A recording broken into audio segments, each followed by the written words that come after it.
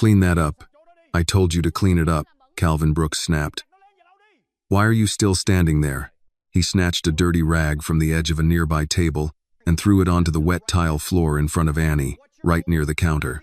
A few minutes earlier, a customer had accidentally knocked over a glass of water while reaching too quickly for a napkin. The water spread across the black and white tile, forming a clear, uneven, slippery puddle. Annie stepped back carefully, making sure the water did not touch her shoes. She held her job application folder tightly against her chest. "Sir," she said, trying to keep her voice calm, "I came here to apply for a job. I'm not an employee here yet." Behind the cash register, Margaret Ellis, a waitress with silver hair pinned in a low bun at the nape of her neck, froze with a stack of menus in her hands. Calvin stared at Annie as though her answer had offended him. "You came here looking for a job, didn't you?" he said. "Then prove you can be useful." Annie looked down at the rag on the floor. It was an old cleaning rag, darkened by coffee stains and crumbs, the kind used to wipe grease from tabletops. He had not handed it to her. He had thrown it down, as if it belonged on the floor, and as if she did too. Margaret quickly set the menus down and stepped out from behind the counter. "I'll clean it up, Mr. Brooks. It will only take a moment." She bent down to pick up the rag, but Calvin stepped in front of her. "No," he said. Margaret stopped. Calvin pointed at Annie. "She can do it." Margaret's voice grew smaller. "She only came in to ask about the part-time position, and I'm showing her what the work looks like." Annie held her breath. She pressed the folder against her chest, the edge of the papers digging into her sweater as if that thin stack of resumes could somehow hold her together. "But I didn't spill the water," she said, her voice quiet and tense. "I didn't even touch the glass."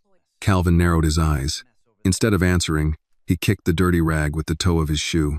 It slid across the tile and stopped just in front of Annie's feet, the edge of the cloth beginning to soak up the water. "Pick it up," he said, "then clean the floor." Annie stared at him. "You came here asking for work," Calvin continued, "so this is your chance to prove to me whether you belong in this place." "I brought my resume," Annie said. "I thought there would be an interview." "This is the interview." The man who had spilled the water pushed his chair back. He was middle-aged, wearing a blue polo shirt, his face flushed with embarrassment. "Sir," he said, stepping toward the counter, "I'm the one who spilled it. Let me clean it up. This young woman had nothing to do with it." Calvin turned to him with a forced smile. "I appreciate that, sir, but I have it under control." "No, you don't need to do that," the man said, glancing at Annie. "You're making her stand there as if she did something wrong." "She didn't do anything wrong. I spilled it. Let me clean it." A woman sitting 2 tables away, wearing a light-colored cardigan and reading glasses on a chain, set her napkin beside her plate. "He's right," she said. "That girl did nothing wrong." The man beside her nodded. "Miss, if you need a job, I know the manager at Palmetto Books. They're hiring part-time. You don't have to stand here and take this." The woman added gently, "There are kinder places than this, sweetheart." Annie looked at them, surprised by their kindness and ashamed that the kindness made her want to cry. Calvin's face darkened. "That's enough," he said. The woman in the cardigan lifted her chin. "From what I can see, it isn't enough." Calvin ignored her and stared at Annie again. "This is my restaurant. Under this roof, I give the orders. Anyone who works here listens to me." "I don't work here," Annie said softly.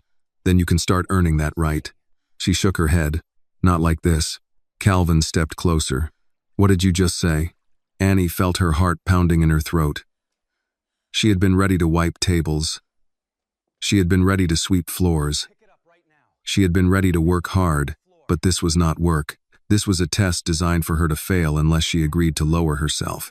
"I said, not like this," she repeated. "If I'm hired, I'll work hard. I'll show up on time.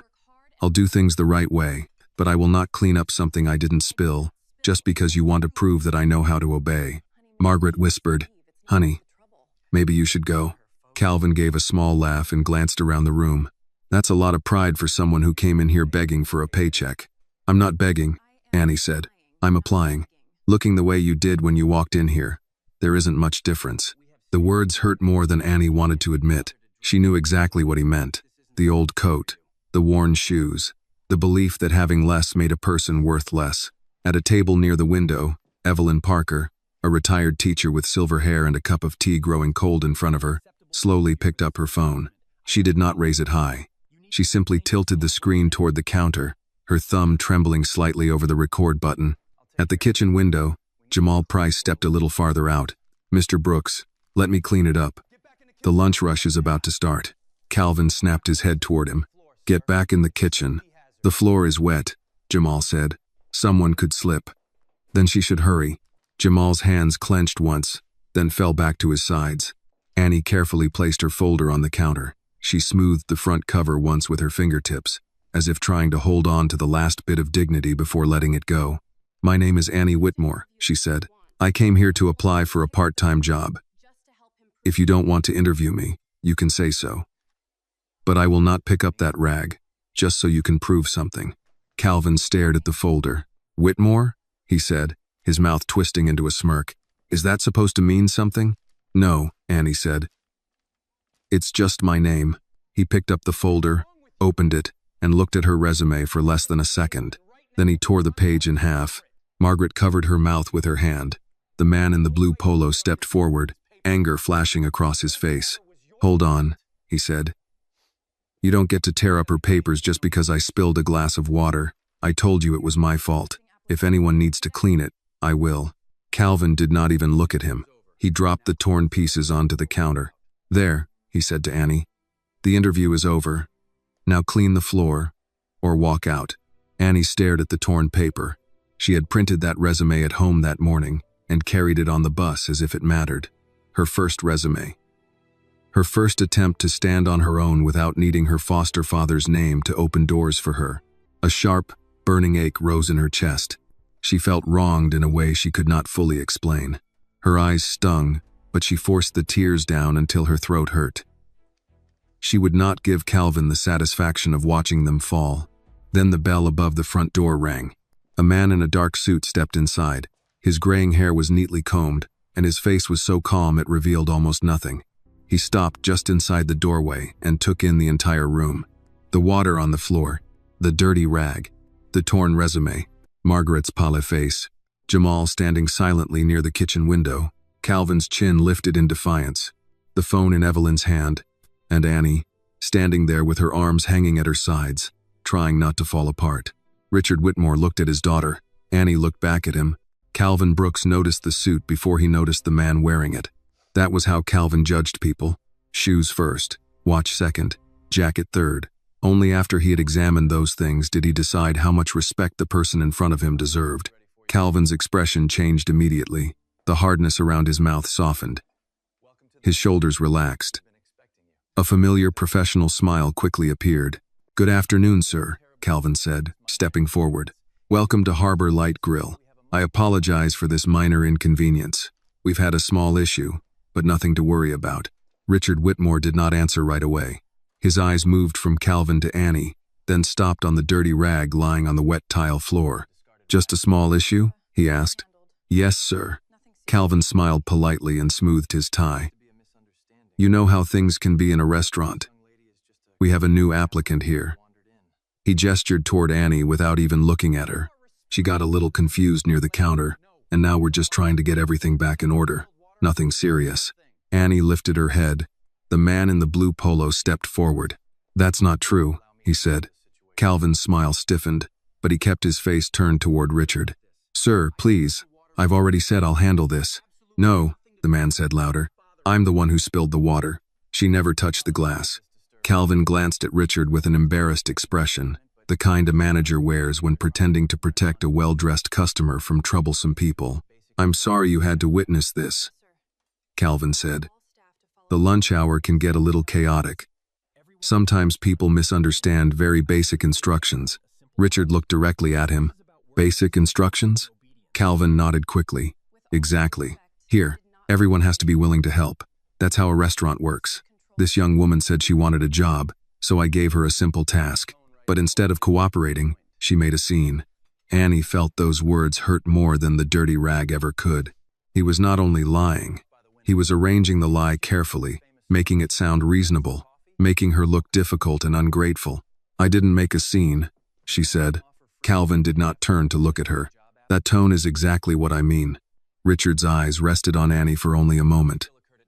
He still did not call her by name. Annie understood why. But standing there, while he continued to act like a stranger, made her chest feel heavy. Calvin gestured toward a table near the window. "Let me seat you, sir. Coffee or sweet tea?" "The shrimp and grits are excellent today. The first drink is on the house." As an apology for the inconvenience, Richard did not move. "Do you often offer free coffee after humiliating job applicants?" Calvin blinked. "I'm sorry, what did you say?" "You said she was an applicant." "Yes, sir. And you also said she spilled the water." Calvin's eyes flicked quickly toward the man in the polo, then back to Richard. "There seems to be some confusion here."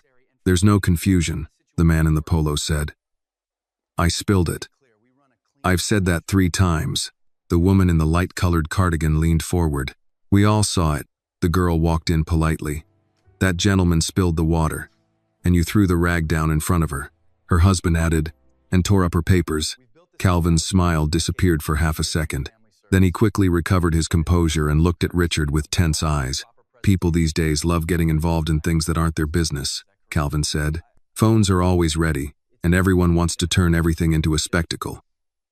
I run a clean establishment. I have standards." Richard looked up at the words painted above the counter. "Hospitality is our tradition," he read. Calvin brightened, thinking he had found common ground. "Exactly. This restaurant has served families in Charleston for decades. We take pride in order, courtesy, and proper presentation. People come here because they know what to expect." "So she lacked proper presentation?" Richard asked. Calvin hesitated. "Sir?" Richard nodded slightly toward Annie. "She came to apply for a job." "What exactly made her unqualified before you interviewed her?" Calvin cleared his throat. "It isn't just one thing. People in this business can tell who truly understands service. By looking at their clothes?" "I didn't say that." "You didn't have to." Annie's fingers tightened into her palms. She had come to Harbor Light with a folder and a folded bus schedule in her pocket. She had prepared herself for a difficult manager, a short interview, maybe even a rejection. But she had not expected to stand in the middle of this room, listening to a man build a false story about her while strangers had to pull the lie apart piece by piece. Jamal stepped out from the kitchen doorway. "Mr. Brooks, let me clean it up before someone slips." Calvin snapped his head around. "Get back in the kitchen. It'll only take 30 seconds. I said get in the kitchen." Richard watched Jamal stop. He watched Margaret lower her head.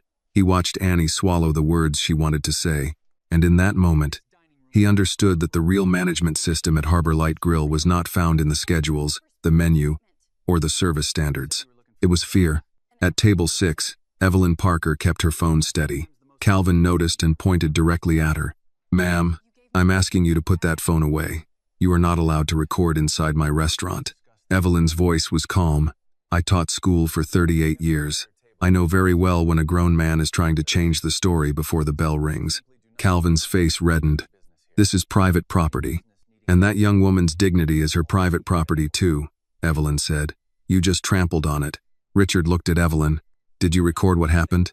"Yes, sir," she replied.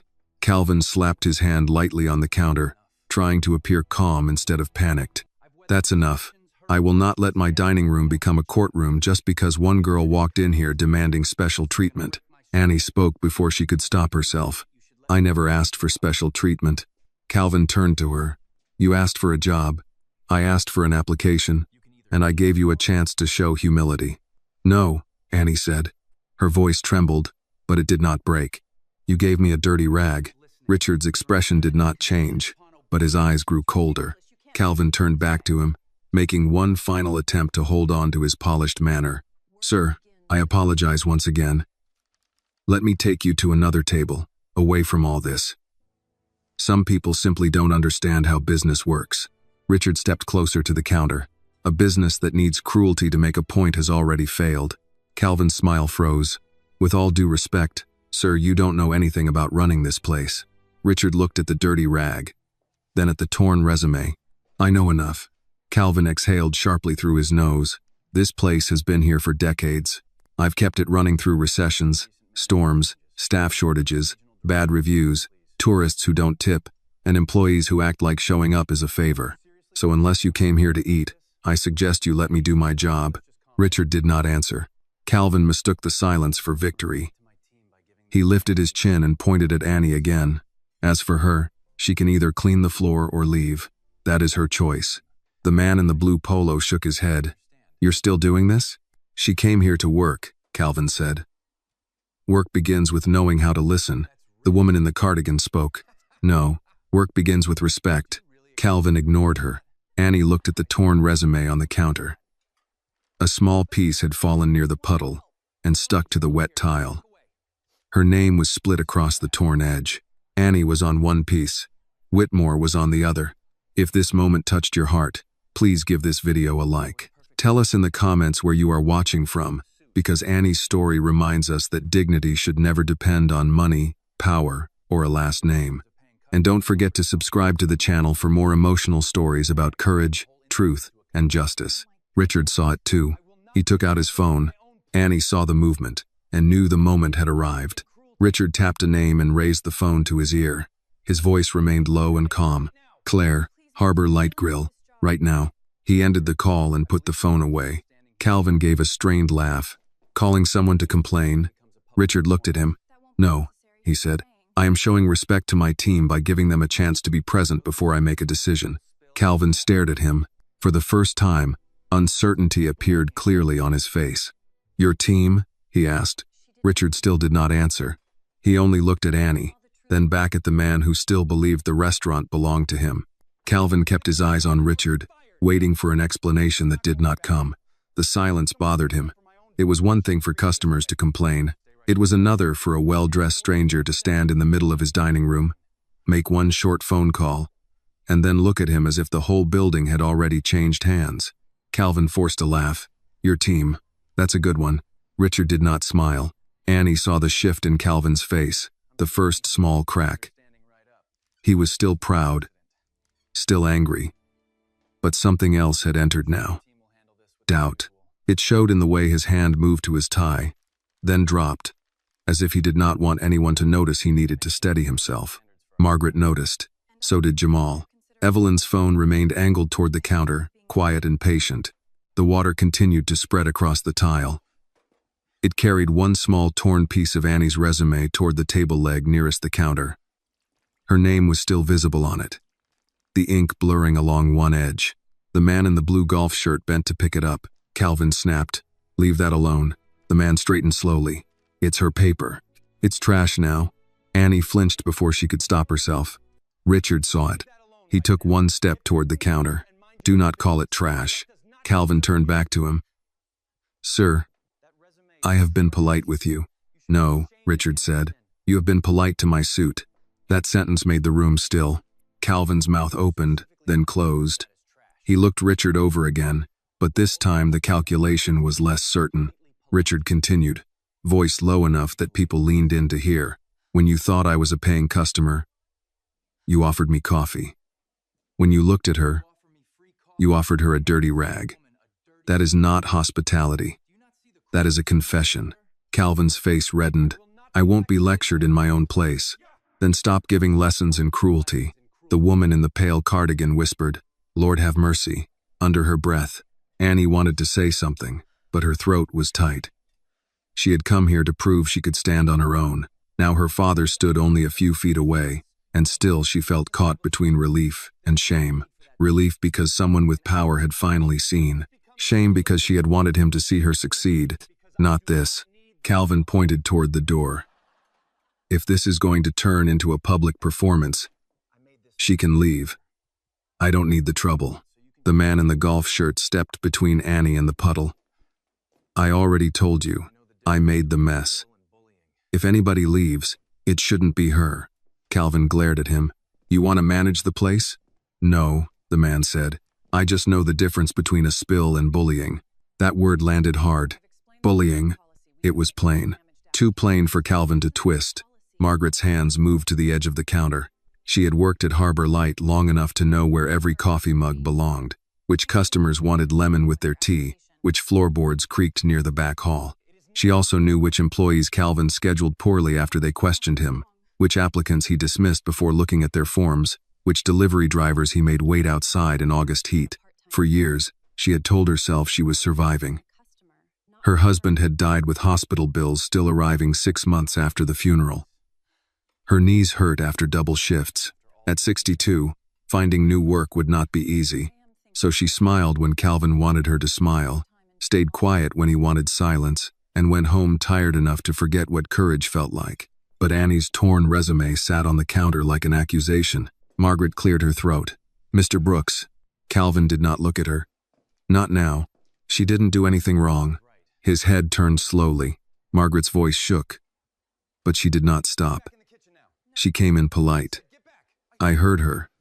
She asked about the part-time job. That gentleman spilled the water. You know that." Calvin stared as if she had slapped him. "Margaret," he said, soft and dangerous. "You should think carefully." "I am," she said. Her eyes shone, but her voice grew steadier, maybe for the first time in too long.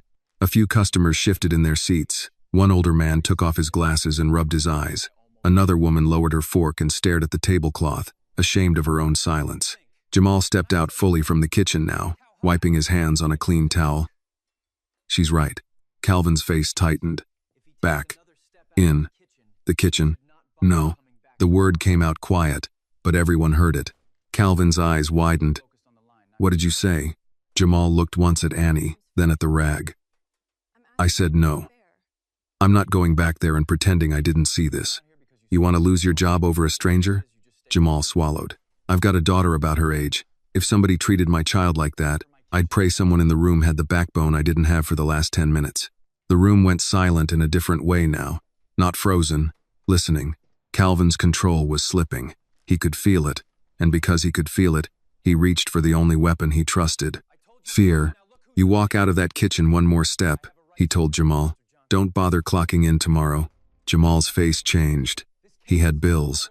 Everyone in that room could see it. His pride did not pay rent. His daughter's braces did not care about dignity. A man could be brave and still afraid of Monday morning. Richard watched him closely. Then Richard said, "Mr. Price, is it?" Jamal looked over, surprised. "Yes, sir." "You came out because you saw something wrong?" "Yes, sir." "Then stay where you are." Calvin gave a sharp laugh.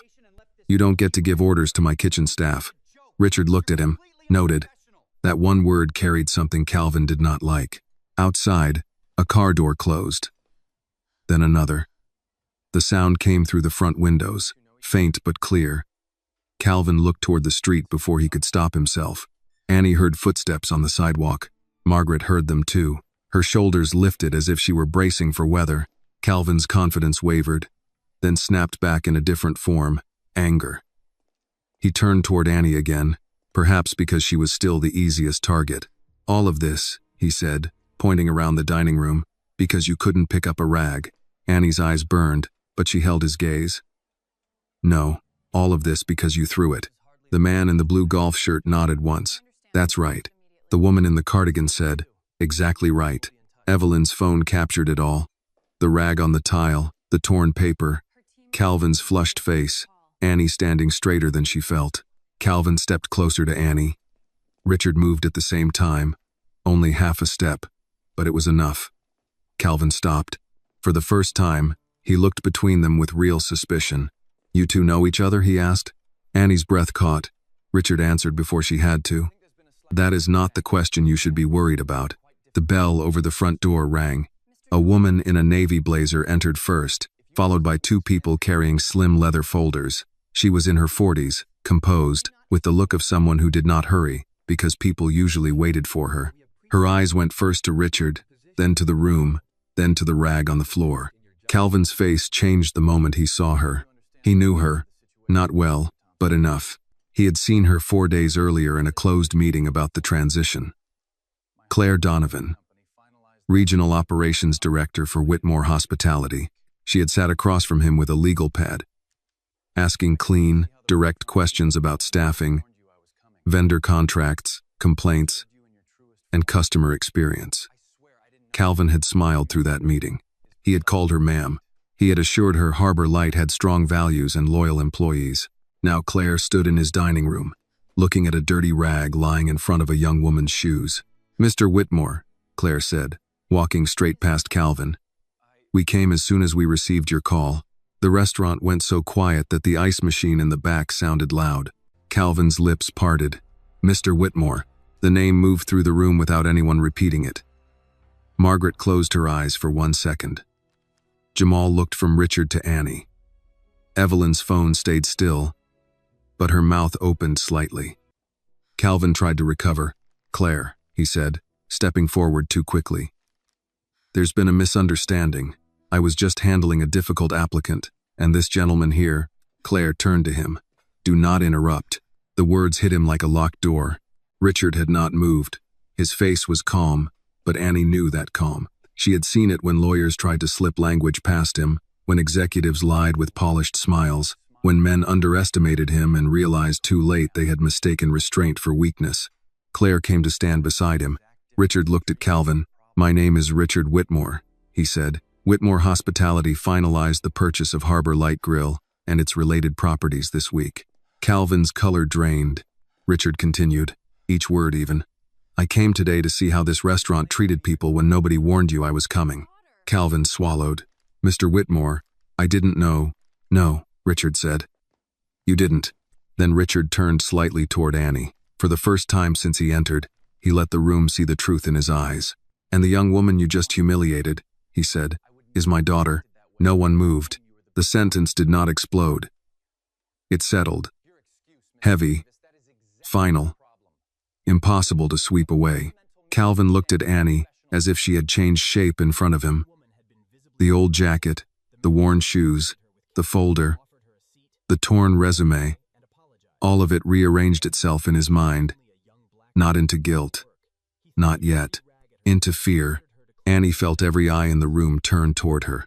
She wished, for 1 second, that the floor would open, not because she was ashamed of being Richard's daughter, but because now everyone understood the part she had tried to leave outside. The name, the money, the protection. Richard seemed to feel that too. He did not reach for her. He did not make her smaller by comforting her in front of the man who had tried to break her. Instead, he looked back at Calvin. "If you had known who she was," Richard said, "you would have smiled, offered her a chair, and called her ma'am." Calvin's mouth worked, but nothing came out. Richard's voice stayed quiet. "That is the problem." Calvin Brooks looked at Annie as if the floor had dropped beneath him. A minute earlier, she had been a girl in a faded jacket, someone he could order around without consequence. Now she was Richard Whitmore's daughter. The same girl, the same shoes, the same steady eyes, but Calvin's mind could not hold those truths together. "Your daughter," he repeated. Richard did not answer. He let the words sit where they belonged. Claire Donovan opened one of the slim folders in her hand, but she did not speak yet. She understood timing. In business, silence could be sharper than a signed order. Calvin tried to smile. It came out wrong. "Mr. Whitmore, I had no idea. None at all. If I'd known she was your daughter, I never would have." "That is exactly the problem," Richard said. The room stayed still. Calvin blinked. "Sir?" Richard took a step closer to the counter. "If you had known she was connected to me, you would have treated her with care. You would have offered her a seat. You would have taken her resume. You might have even apologized for the spill she didn't make." Calvin swallowed. "But when you thought she was just a young black woman looking for work, you threw a dirty rag at her feet and told her to clean up after someone else." Annie lowered her eyes.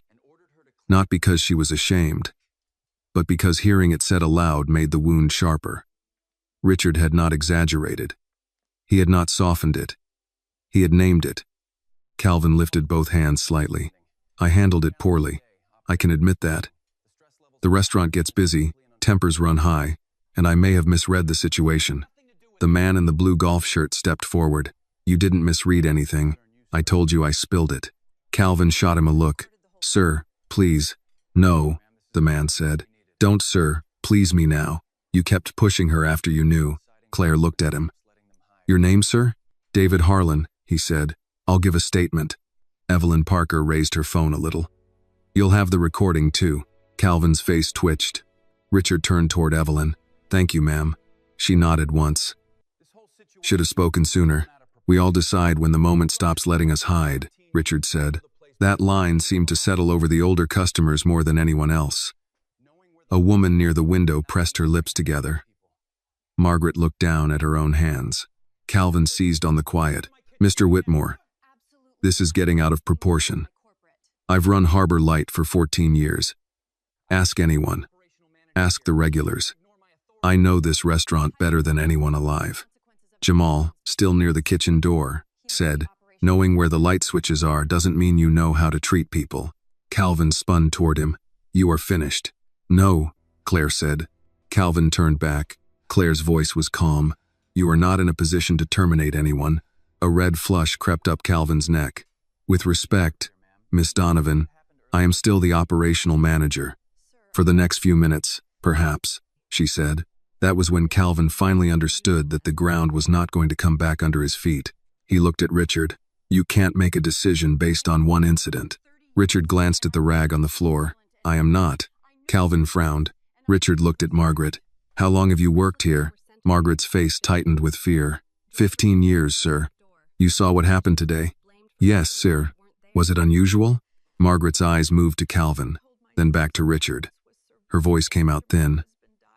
Not as unusual as it should be. Calvin pointed at her. Careful. Margaret flinched, but she did not stop. I've watched applicants get sent away before they filled out a form. I've watched delivery drivers told to use the back door when other people walked through the front. I've watched Jamal take blame for mistakes he didn't make because it was easier than arguing. Her voice broke at the end. She pressed a hand to her chest. I kept telling myself I needed the job. My husband left me bills when he died. I told myself silence was survival. Jamal looked at her, softer now. Margaret looked at Annie. I'm sorry, honey. I should have moved faster. Annie did not know what to do with the apology. Part of her wanted to accept it because Margaret's pain was real. Another part wanted to ask why her pain had to become public before anyone felt brave. So she chose honesty. Thank you, she said, but I wish someone had stopped him before my papers were torn. Margaret nodded, tears shining in her eyes. You're right.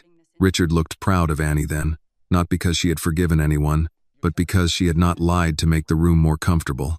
Claire made a note in her folder. Mr. Price, do you have something to add? Jamal gave a short laugh without humor. How much time do you have? Start with today. Today? He looked at Calvin. Today he threw a rag at a girl because he thought she was nobody. That's all today is. Same thing he's always done. Just with witnesses. Calvin's voice rose. This is ridiculous. These people are angry employees. David Harlan crossed his arms. I'm not an employee. Evelyn said. Neither am I. The woman in the cardigan added. Nor am I. Her husband said.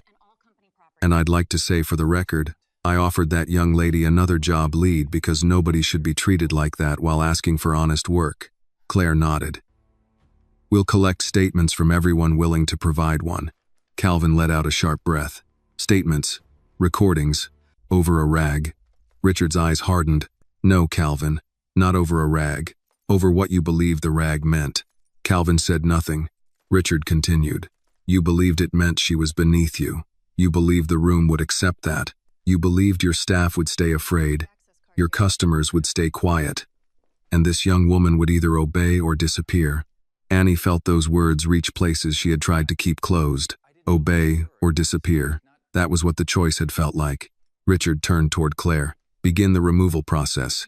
Calvin's mouth fell open. Removal?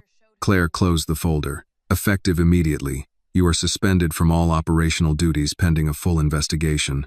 You will surrender keys, office access, point-of-sale credentials, vendor accounts, scheduling authority, and any company property before leaving the premises. This is insane, Calvin said. I built this place.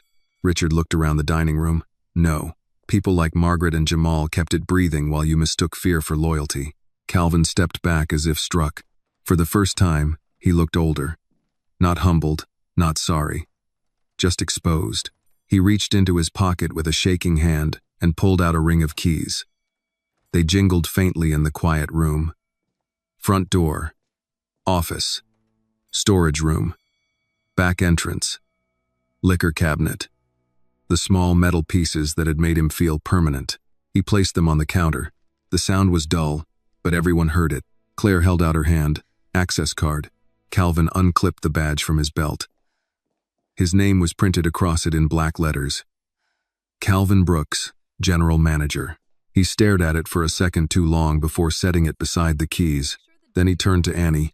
I didn't know who you were, he said. Annie's throat tightened again, But this time she did not look away. "That's why you showed me who you were," she said. No one spoke. Calvin looked at Richard, perhaps hoping for one last opening. Richard gave him none. Claire stepped aside and motioned toward the door. "You need to leave now." Calvin walked past the rag, past the puddle, past the torn pieces of Annie's resume.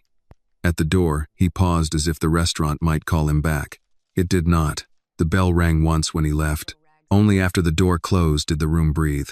For several seconds after Calvin Brooks left, no one inside Harbor Light Grill moved. The bell above the door gave one final tremble, then went still. Outside, Calvin's footsteps faded along the sidewalk. Inside, the puddle remained on the tile, the dirty rag lay half-soaked beside it, and the torn pieces of Annie's resume sat on the counter like something fragile that had been handled by the wrong hands. Annie stared at the door Calvin had walked through. She had imagined many things that morning. A short interview. A polite rejection. Maybe a manager telling her they would call if something opened. She had even prepared herself for being overlooked, but she had not imagined standing in a restaurant while strangers watched her dignity tested against a dirty rag. Richard did not go to her immediately. That was what made her love him more and resent the whole situation less. He understood that if he rushed in now, if he pulled her into his arms in front of everyone, the room might remember her as a daughter rescued by a rich father instead of a young woman who had refused to kneel. So he waited. Claire Donovan stepped toward the counter. "Margaret, is there a clean mop in the back?" Margaret wiped under one eye with the heel of her hand. "Yes, ma'am. Utility closet by the kitchen." "Good. Please use that for the water. Leave the rag where it is." Margaret looked down at it. "Leave it?" Richard answered before Claire could. "Yes." Jamal moved first. "I'll get the mop." "No," Claire said gently. "Stay a moment, Mr. Price. I'll need your statement." He nodded, though his shoulders still carried the tension of a man used to expecting punishment after telling the truth. Margaret disappeared toward the kitchen and returned with a yellow mop bucket and a clean mop head. She moved carefully around the dirty rag, cleaning only the water that had spread beyond it. The ordinary sound of the mop against tile seemed too loud now. Every swipe reminded the room of what Calvin had refused to let an employee do because he needed Annie to do it instead. David Harlan, the man in the blue golf shirt, took a step toward Annie. He held one torn corner of her resume in his hand. He had picked it up when no one was looking, maybe because leaving it on the wet floor felt wrong. "Miss," he said, his voice quieter than before. "I'm sorry. I should have stood up the first second he pointed at you." Annie looked at the piece of paper. Her name was split at the edge. "You did stand up," she said. Not soon enough. She wanted to say it was fine, but it wasn't. Fine was too easy a word for what had happened.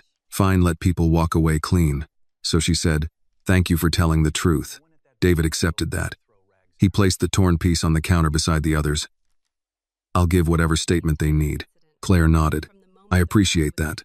The woman in the pale cardigan rose from her table with her husband close behind. She came toward Annie, slow enough not to crowd her. "I meant what I said," the woman told her. "About Palmetto Books. My niece manages the place on Meeting Street. Quiet work, decent people. If you still want something part-time, I can write down her number." Annie blinked. The kindness came at her from an angle she was not ready for. "Thank you, ma'am." The woman pulled a small notepad from her purse and wrote carefully, the way older people did when they wanted a number to be readable. "My name is Carol Whitaker. You tell my niece Aunt Carol sent you. She can be stubborn, but she has a good heart." Her husband added, "And nobody there will throw rags at you. If they do, Carol will go down there herself." For the first time since she had entered the restaurant, Annie almost smiled. Carol tore off the note and handed it to her. Annie took it with both hands, as if accepting something more serious than a phone number. "Thank you," she said again. Evelyn Parker lowered her phone at last. Her fingers were stiff around it. She looked older now, not because time had passed, but because the weight of what she had recorded had settled into her face. "I have the whole thing," she said to Claire. From when he kicked the rag back at her, Claire's expression tightened. "Would you be willing to share it with our office?" "Yes." Richard turned to Evelyn. "You did something important." Evelyn looked at Annie, not Richard. "I did it late." Annie felt that answer more deeply than an apology. "But you did it." Evelyn nodded, eyes damp. "I taught school long enough to know children remember which adults looked away." I suppose we don't stop being responsible just because we retire. No one spoke for a moment. Then Richard walked to the rag. An employee near the back started forward with a trash bag. Richard lifted one hand, stopping him. He bent down himself. Annie's breath caught. She knew his back sometimes stiffened in the morning after long flights, though he never admitted it. She had seen staff bend for him 100 times, open doors, lift boxes, carry bags. Yet there he was, one of the richest men in the state, lowering himself to the tile where Calvin had tried to force her down. But Richard did not kneel like a man being shamed. He bent like a man collecting evidence. He picked up the dirty rag by one corner. Water dripped once onto the floor. Claire opened a clear plastic evidence bag from one of the folders her staff carried. Richard placed the rag inside. "This is not trash," he said. "This is evidence." The sentence moved through the room more quietly than Calvin's shouting had, but with more force. The rag had changed meaning. A few minutes earlier, it had been a weapon. Now it was proof. Claire sealed the bag. "We'll preserve the video, collect statements, and secure the office records. I'll also need access to complaint files, scheduling history, applicant logs, and any deleted personnel notes." Jamal let out a humorless sound. "If the complaint files are still there," Claire looked at him. "You believe some were removed?" Jamal hesitated. Richard said, "You are not speaking to Calvin anymore." That helped. Jamal nodded. "People complained. Not always formal, because most folks knew nothing would come of it. But some did. Drivers, applicants, a hostess who quit last spring, a dishwasher before me. Stuff disappeared." Margaret returned the mop to the bucket. There was a folder in the office, gray one. Calvin kept it in the bottom drawer. Then one day it was gone. Claire made a note. "Who else had access?" "Calvin," Margaret said, "and Mr. Leland, the district supervisor before the sale." Richard's eyes shifted to Claire. She understood. "We'll include him." Annie listened, each sentence opening the room wider. What happened to her had not begun when the water spilled. It had been waiting there, built into habits, hidden in drawers, protected by people who preferred quiet. The thought made her stomach turn. Richard finally came to her, not too fast. Not like a rescue. Like a father approaching a daughter who had already carried herself through the worst part. "Annie," he said softly. Hearing her name in his voice almost broke her. She looked down because if she looked at him too long, the tears would come. "I wanted to do this without your name. I know. I wanted to walk in like anyone else." "You did." Her throat tightened. "No. I walked in like someone he thought he could treat like nothing." Richard's face changed. The pain there was controlled, but real. "That was his failure," he said. "Not yours. I didn't want you to see me like that. I saw you stand." She shook her head a little. "I was scared. Standing while scared still counts." That was the sentence that almost undid her. For a second, Annie was 6 again, sitting on the edge of a strange bed in a strange house, after losing the mother whose voice she still tried to remember. Richard had stood in the doorway then too, careful not to crowd her, asking if she wanted the hall light left on. He had never forced comfort on her. He had always offered it. Now he did the same. "Can I hug you?" he asked. The question was so gentle that the tears finally slipped free. Annie nodded. Richard stepped forward and wrapped his arms around her, not tightly enough to hide her, just enough to let her stop holding herself together for one breath. Around them, people looked away out of respect. Margaret pressed a napkin to her eyes. David cleared his throat. Evelyn lowered her gaze to her tea. After a moment, Annie stepped back and wiped her face quickly. "I'm okay." Richard nodded, though he did not quite believe her. "You don't have to be yet." Claire approached with care. "Annie, I'm sorry to ask, but when you're ready, we'll need your statement. Not now if you don't want to." Annie looked at the sealed bag holding the rag, then at the torn resume, then at the door Calvin had left through. "I'll give it now," she said. Richard studied her. "Are you sure?" She picked up the torn pieces of her resume and stacked them together, not because they could be repaired, but because they were still hers. "Yes," she said. "If he did this before, somebody else may have walked out thinking it was their fault." Jamal looked down. Margaret whispered, "God forgive us." Annie heard her, but did not answer. Forgiveness was too large for the moment. Truth was enough. Claire opened her folder again. All right, start from when you entered. Annie took a breath. Outside, beyond the glass, Charleston moved as if nothing had happened. A carriage rolled past on the street. Tourists walked under the shade of live oaks. Somewhere down the block, a church bell marked the hour. Inside Harbor Light Grill, the floor was clean now, but nobody pretended the place was. Annie looked at Claire and began. I came in to ask for a job. Claire Donovan pulled 2 chairs together near the counter, but Annie did not sit. She wanted to stand. Sitting felt too much like being questioned in a principal's office, and she had not done anything wrong. Richard noticed but said nothing. He stood a few feet away, close enough that she could feel he was there, far enough that no one could pretend he was speaking for her. Claire opened her folder and clicked a pen. Take your time. Annie nodded. Her voice was quieter than before, but it did not shake as much. I came in through the front door. I saw the sign online about part-time help. I walked to the counter and asked if they were still hiring. Margaret stood behind the counter, both hands wrapped around a clean coffee mug she had not filled. That's true. She was polite. I was about to get an application. Claire wrote it down. Then, Mr. Brooks came out, Annie said. She did not look toward the door Calvin had left through. He looked me over and asked if I was here for the back door. Richard's jaw moved once. Claire paused, then continued writing. Exact words? Annie swallowed. Yes, ma'am, he said. You here for the back door? I told him I was here to apply for a job. Jamal let out a slow breath. He says that to delivery drivers, too. Claire looked up. We'll get to that, Annie continued. Then the gentleman spilled the water. David Harlan stepped forward. That was me. I reached for my napkin, knocked the glass with my elbow. She was standing several feet away. Claire nodded. Thank you. I'll need your contact information before you leave. You'll have it. Annie looked at the sealed evidence bag on the counter. The rag inside was folded against the plastic, ugly and small now, but still heavy in the room. He picked up that rag, she said. He threw it at my feet and told me to clean it up. I told him I didn't spill it. He said since I came looking for work, I should prove I could be useful. Claire's pen stopped for half a second. Evelyn Parker spoke from table 6. I have that part on video. Claire glanced at her. We'll make a copy with your permission. You have it. An event on. A waitress tried to help. He stopped her. The cook offered too. He stopped him. The man who spilled the water said he would clean it himself. Mr. Brooks wouldn't let him. Margaret closed her eyes. I should have picked it up anyway. Claire's tone stayed professional, but not cold. Mrs. Ellis, we'll take your statement separately. For now, let Annie finish. Margaret nodded. Annie picked up the torn resume pieces from the counter.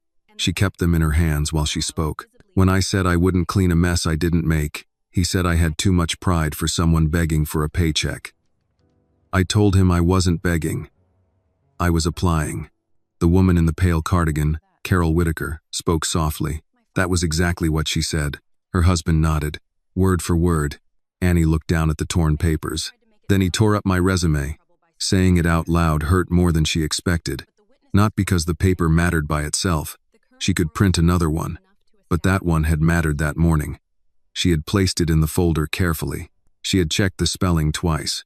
She had carried it on the bus like it was proof that she was beginning something. Claire's voice gentled. What happened after that? Annie looked at Richard. My father came in. The word father settled differently now that everyone knew. Richard's face softened, but he did not interrupt. He didn't say who he was, Annie said. Mr. Brooks tried to make it sound like I caused the trouble. He told my father I was a new applicant who spilled water and made the place chaotic. The man who actually spilled it corrected him. Other people did too. Claire wrote quickly. Then I arrived. Yes, ma'am. And Mr. Whitmore identified himself. Annie nodded. Yes. Claire closed the folder halfway. That's enough for now. We'll ask for a written statement later, but this gives us the sequence. Annie let out a breath she had not known she was holding. Richard finally moved closer. Do you want to leave? The honest answer was yes. She wanted out of that room, away from the rag, away from the eyes, away from the place where her first attempt at independence had been dragged across a restaurant floor. But she looked at Margaret, at Jamal, at Evelyn, at David, at the torn papers in her hand. Not yet, she said. Richard studied her. Why? Because if I leave right now, all I remember is what he did. I don't want that to be the last thing. Claire seemed to understand. Then stay as long as you need. A younger employee, a busboy with freckles and a nervous face, came from the back hallway holding a tray he did not need. Miss Donovan? Claire turned. Yes? There are 2 people outside asking if we're still open. Claire looked at Richard. Richard looked around the dining room. Not for service. Claire nodded. Lock the front door for now. Put up a temporary closed sign. No one else comes in until we secure the office. The busboy hesitated. Do I still have a job? The question came out so plainly that the room shifted. Richard answered before Claire could. Yes, no one loses a job today for being afraid of Calvin Brooks. Jamal looked up at that. Richard continued. But from this moment forward, fear is not how this restaurant will operate. The busboy nodded, relief visible on his face, and went to the door. Claire turned to Jamal. Mr. Price, you mentioned deleted complaints. Jamal wiped his palms on his apron, though they were already clean. Some were written down. Some people didn't trust the system enough to write anything. What system? He gave a dry laugh. Calvin, Margaret spoke. There was supposed to be a complaint form in the break room. Half the time the folder was empty. When someone did fill one out, it went into Calvin's office. And after that? Claire asked. Margaret looked at Jamal. Jamal said, after that, nothing. Claire made another note. Names? Jamal hesitated. I can give some, but people may not want to be dragged into this. Richard said, they will be asked, not pressured. Jamal nodded. There was a hostess named Tasha. Good worker. Calvin kept her off the front shifts. Said she didn't have the right look for weekend dinner. She quit last spring. Margaret added. A delivery driver named Leon. Calvin made him wait outside by the alley, even in the rain. When Leon complained, Calvin called the service and said he was aggressive. David muttered, that word again. Annie heard it too. Aggressive, attitude, difficult. Words that could turn a person defending themselves into a problem to be managed.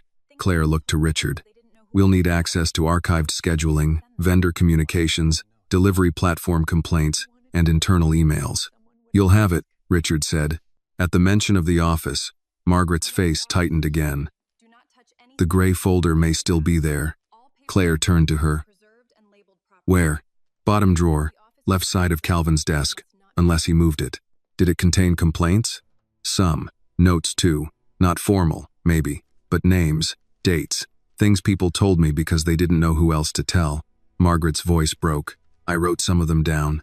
I was too scared to send them. Richard looked at her, not unkindly. Why keep them? Margaret's eyes filled. Because I wanted to believe one day someone would ask. No one spoke. That was the quietest truth in the room.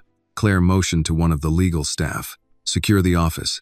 Photograph everything before touching it. If there are paper records, bag and label them. If the computer is on, don't shut it down. The staff member moved down the hallway. Annie watched him go and felt the day widening into something larger than her.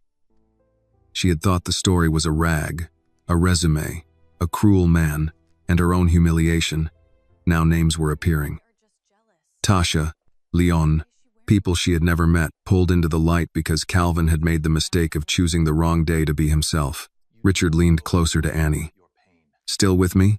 She nodded. Yes. You don't have to carry all of this. I know. But she did not fully believe it. Evelyn rose slowly from her table and came forward, phone in hand. Miss Donovan, I'll send you the video. But before I do, I want the girl to decide whether it goes public. Claire glanced at Richard, then at Annie. Annie stared at the phone. Somewhere inside that small device was the worst few minutes of her life. If the video stayed private, the company could still investigate. If it went public, people would know. People would talk. Some would defend her. Some would judge her clothes, her tone, her father, her life. Richard said quietly, You do not owe the public your pain. Annie looked at him. But if no one sees it, he gets to call it a misunderstanding. Not with the evidence we have. Maybe. But what about the people who came before me?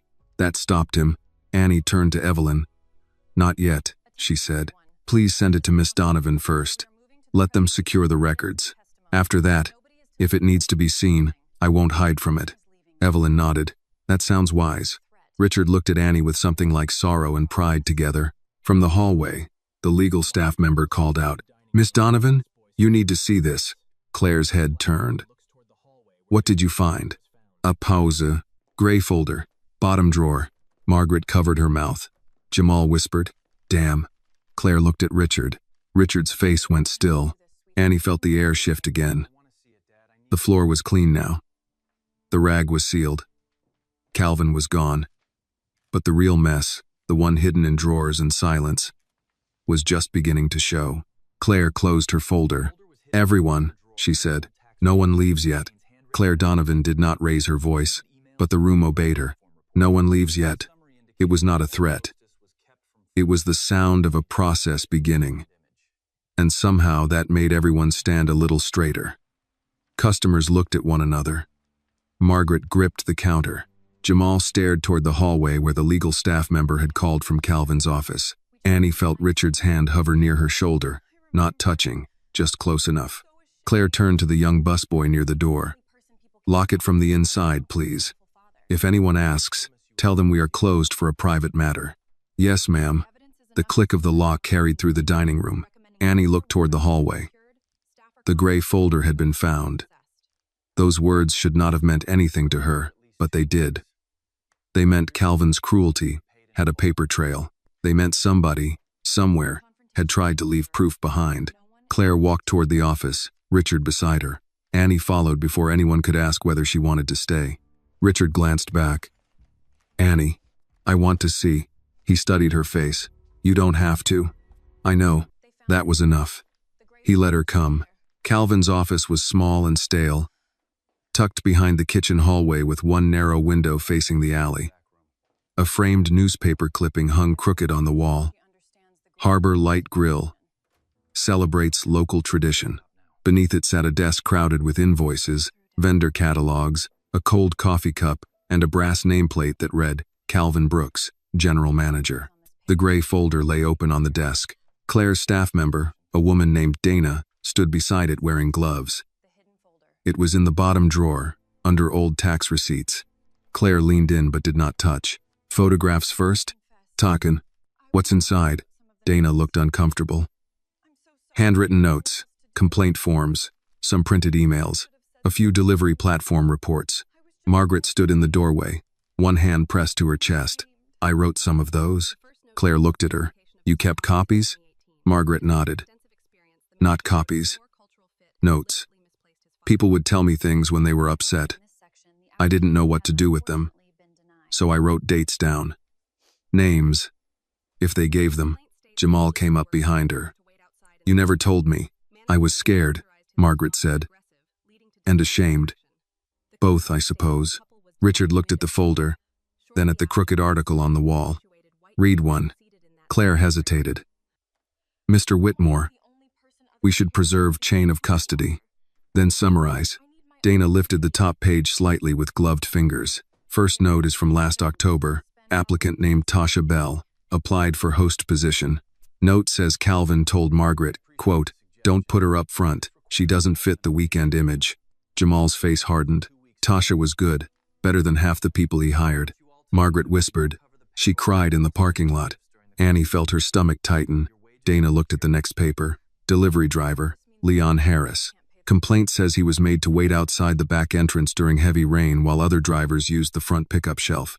Calvin's handwritten note says, "Mark aggressive if he calls again." David Harlan, standing just outside the office with Evelyn and Carol, muttered, "There's that word again." Claire's face did not change, but her pen moved fast. "Keep going." Dana turned another page. Customer complaint from a black couple. They said they were told all window tables were reserved, then watched two walk-in customers seated there 10 minutes later. Margaret covered her mouth. "I remember them." Jamal looked at her. "What happened?" Calvin said they were trying to start trouble for a free meal. Annie stepped back until her shoulder touched the wall. Suddenly the office felt too small. Her story was no longer only hers. It had joined a line of people who had walked through the same door and left carrying something they should never have been handed. Richard noticed. "Annie? I'm okay," she said too quickly. "No, you aren't." She looked at him. "I don't want to be the only one people care about because I'm yours." Richard's face tightened with pain. You won't be. Claire closed the folder gently. This is enough to suspend operations immediately. We'll need to secure all records, contact legal, notify HR, and preserve surveillance footage. Mr. Whitmore, I recommend closing the restaurant for at least 48 hours while we assess exposure. 2 weeks, Richard said. Claire looked up. 2 weeks? Minimum. Paid for scheduled staff. Jamal blinked. Paid? Richard turned to him. No one here loses wages because management failed. Margaret's eyes filled again. Sir, some of the kitchen crew live week to week. Then payroll runs as scheduled. Claire nodded once and made a note. I'll arrange it. Annie looked at Richard then, not as the man who could buy buildings, but as the father who understood that justice did not mean much to people who could not make rent while waiting for it. From the dining room, someone knocked lightly on the office door frame. It was the young busboy. Miss Donovan, there's a man outside asking why we're closed. Says he knows Mr. Brooks. Claire turned. Tell him we are not discussing personnel matters. He's asking if Calvin's still here. Richard answered. Calvin Brooks no longer has authority in this building. The busboy nodded and left. The sentence seemed to steady the room. No longer has authority. Annie had not realized how much authority could linger even after a person walked out. It lived in people's shoulders, in the way Margaret still flinched when Calvin's name came up, in the way Jamal kept checking the hallway. Claire directed her team to bag the folder, photograph the desk, copy the computer drive, and pull time-stamped security footage. She moved cleanly from task to task, turning shock into procedure.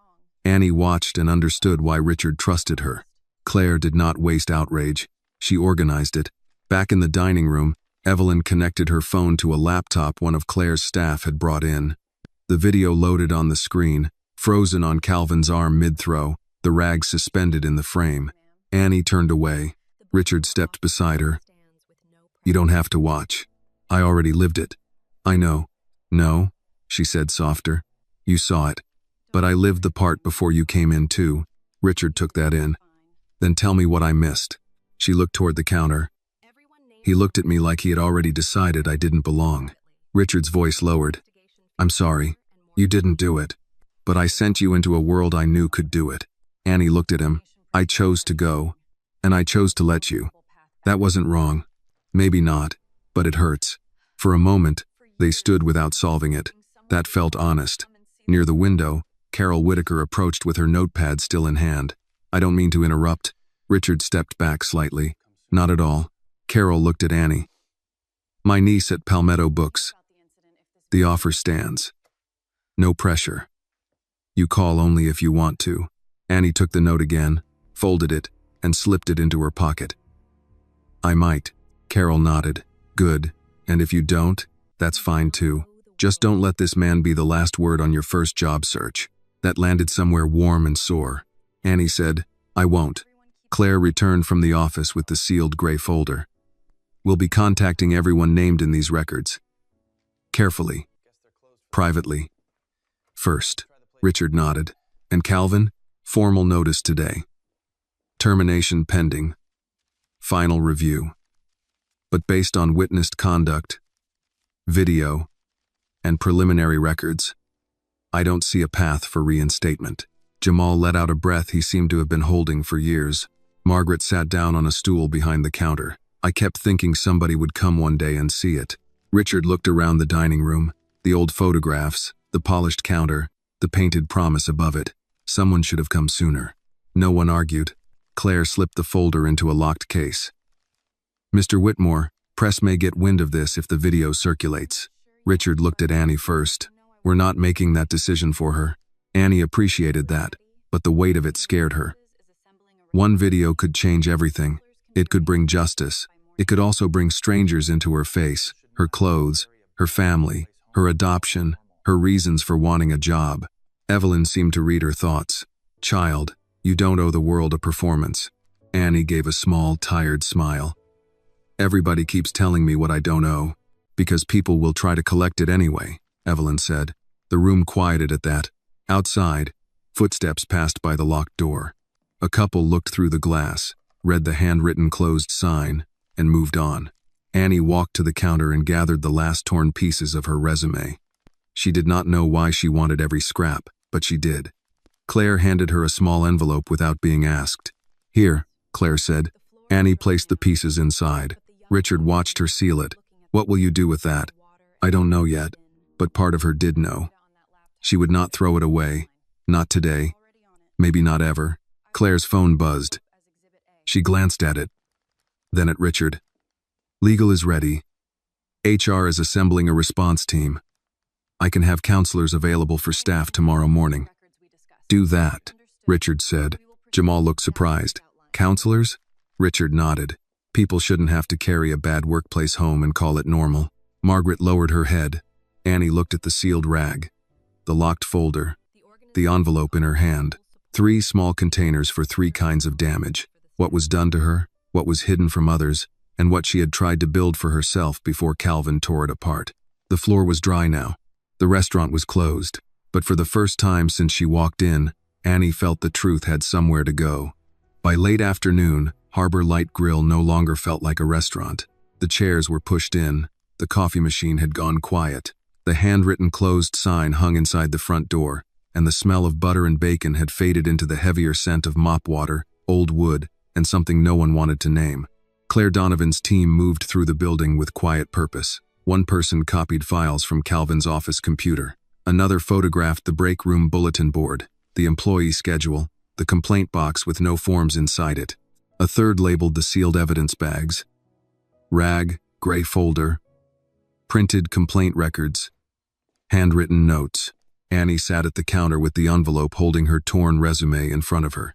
She had not opened it. She kept one finger on the flap, as if the paper might disappear if she stopped touching it. Richard stood near the front window, speaking softly into his phone.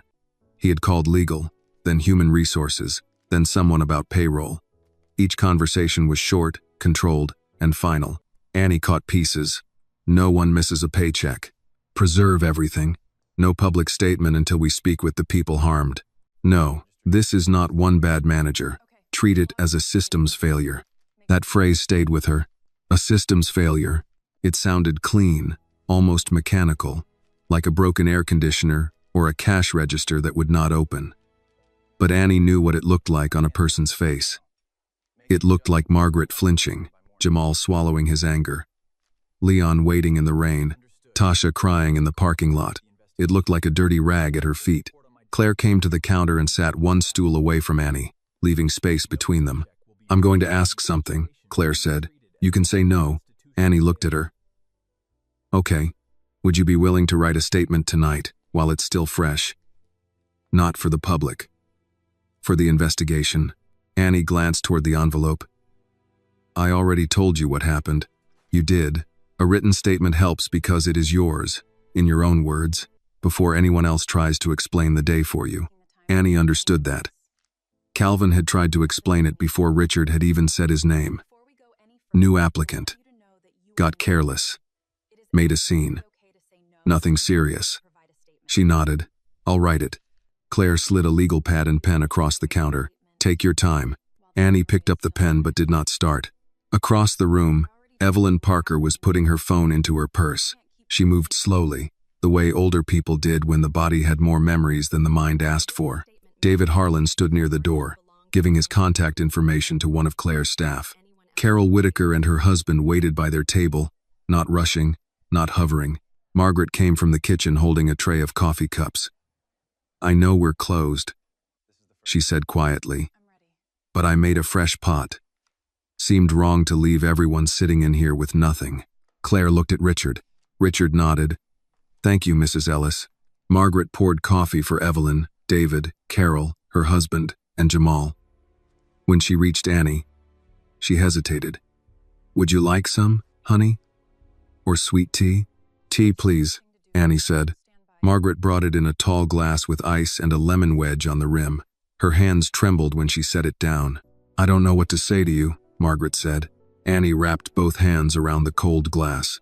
"You don't have to say anything." "I do." Margaret looked toward the office hallway. "I watched him do smaller versions of this for years. Smaller only because they didn't happen all at once. I told myself I was too old to start over, Told myself if I kept my head down, I could make it to retirement. Annie did not answer. Margaret swallowed. That wasn't courage. That was fear dressed up as patience. The sentence was too honest to dismiss. Annie looked at her. Why did you keep the notes? Margaret's eyes went wet again. Because I was a coward with a conscience. I couldn't speak, but I couldn't forget either. Jamal, standing near the pass-through window, said, "That's more than some did." Margaret looked at him. It wasn't enough. "No," Jamal said. But it was something. Annie listened to them and felt the anger inside her shift shape. It did not go away. It became more complicated. Calvin was easy to hate. Margaret was harder. She had failed people, but she had also left a trail for someone to find. Human beings were rarely as clean as stories wanted them to be. Richard ended his call and came back to the counter. Legal will send formal notice to Calvin tonight. Jamal looked up. He's really gone? Yes. Not suspended for 2 days and then back like nothing happened? No. Jamal stared down at the coffee Margaret had poured him. I didn't realize how tired I was until you said that. Richard's voice softened. How long have you worked here? 6 years. And how long has it been like this? Jamal gave a short laugh. Depends what you mean by this. The yelling? Always. The comments? Always.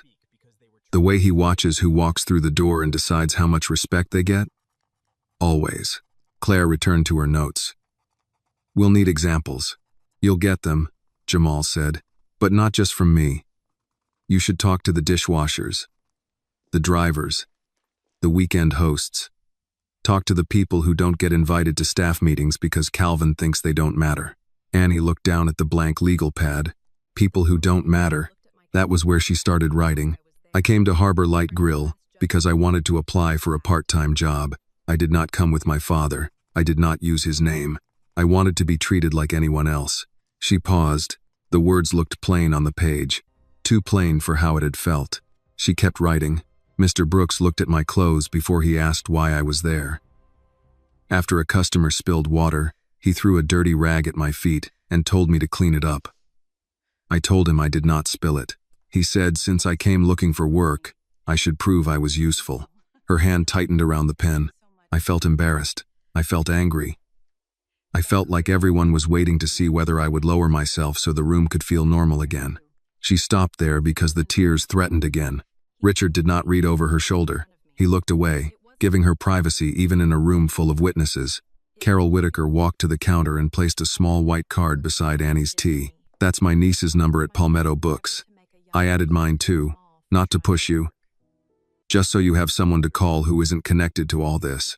Annie touched the card. Thank you. Carol smiled faintly. When I was your age, I worked at a 5 and dime in Columbia. First week there, a man threw coins on the counter and told me girls with country accents ought to be grateful for any job. I went home and cried into a sink full of dishes. Annie looked up. Carol shrugged. Different time, different insult, same feeling. What did you do? Went back the next day because I needed the money, but I never forgot his face. Not because he mattered. Because that was the day I promised myself I'd never make a young person feel small for trying to work.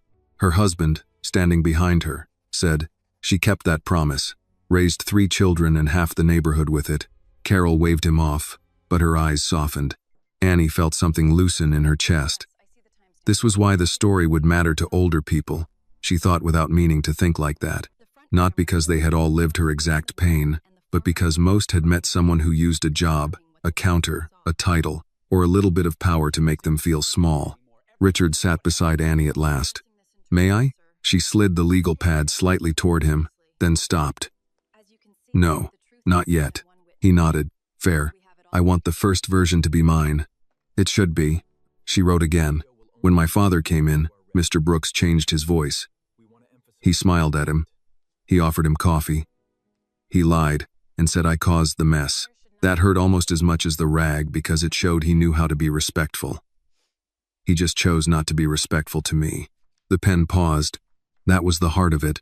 Calvin had known how to behave. He had proven it the second Richard walked in. Claire's phone buzzed. She stepped aside to answer, listened, then said, send it securely, and confirm the timestamp. She ended the call and looked at Richard. We have preliminary surveillance from the front camera. No audio, but it shows the customer spilling the water and Calvin throwing the rag. David Harlan shook his head, so he can't say he didn't. He may still try, Claire said. Evelyn tapped her purse. Then he'll have my video with sound. Richard looked toward Annie. Only when you're ready. Annie finished the last line of her statement. I do not want this handled only because I am Richard Whitmore's daughter. I want it handled because the next person who walks in wearing old shoes may not have a father who owns the building. She set the pen down. Claire read the line only after Annie slid the pad toward her. Her face changed, just a little. That will matter, Claire said. Annie looked at the sealed rag on the counter, then at the envelope with her torn resume. It better, she said. Outside, the sky had started to dim over Charleston. The windows reflected the dining room back at itself. The empty tables, the closed sign, the people still standing where something had broken open. Richard reached for his phone again, then stopped. Annie noticed. What? I was going to arrange the car. She almost smiled. I took the bus here. I know. I can take it back. No, he said, then caught himself. I'm sorry. That came out wrong. She waited. He tried again. May I take you home? The question mattered. Annie looked around the restaurant one more time. The place where she had tried to begin had become something else entirely. She was tired now, tired in her bones, but she did not feel defeated. Yes, she said, you can take me home. Richard nodded. Claire came over with a copy of Annie's written statement sealed in a folder. We'll be in touch tomorrow. I'll also have someone contact you about whether you want representation before anything public happens. Annie looked at her. Representation? You deserve someone whose only job is protecting you. Richard said, I can arrange. Annie glanced at him. He stopped. Claire noticed and said, We'll give you options. You choose. Annie nodded. Thank you. As they walked toward the door, Evelyn called after her. Annie. She turned. Evelyn held up her phone. Whatever you decide about the video, don't let anyone tell you the truth is rude. Annie looked at the old teacher, the woman who had recorded when others looked away. I won't, she said. Richard opened the door.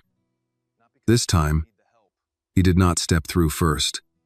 He held it and let Annie walk out ahead of him. The evening air was warm, and the street outside looked unchanged. Tourists still passed with shopping bags. A carriage rolled slowly at the corner. Somewhere nearby, someone laughed like nothing in the world had shifted. Annie stood on the sidewalk for a moment, breathing. Behind her, Harbor Light Grill remained closed, the lights still on, the old promise painted above the counter waiting to be earned. Richard's car was parked half a block away, not in front of the restaurant. Annie noticed that and almost laughed, though she had no strength for it. Even when worried, her father thought in layers.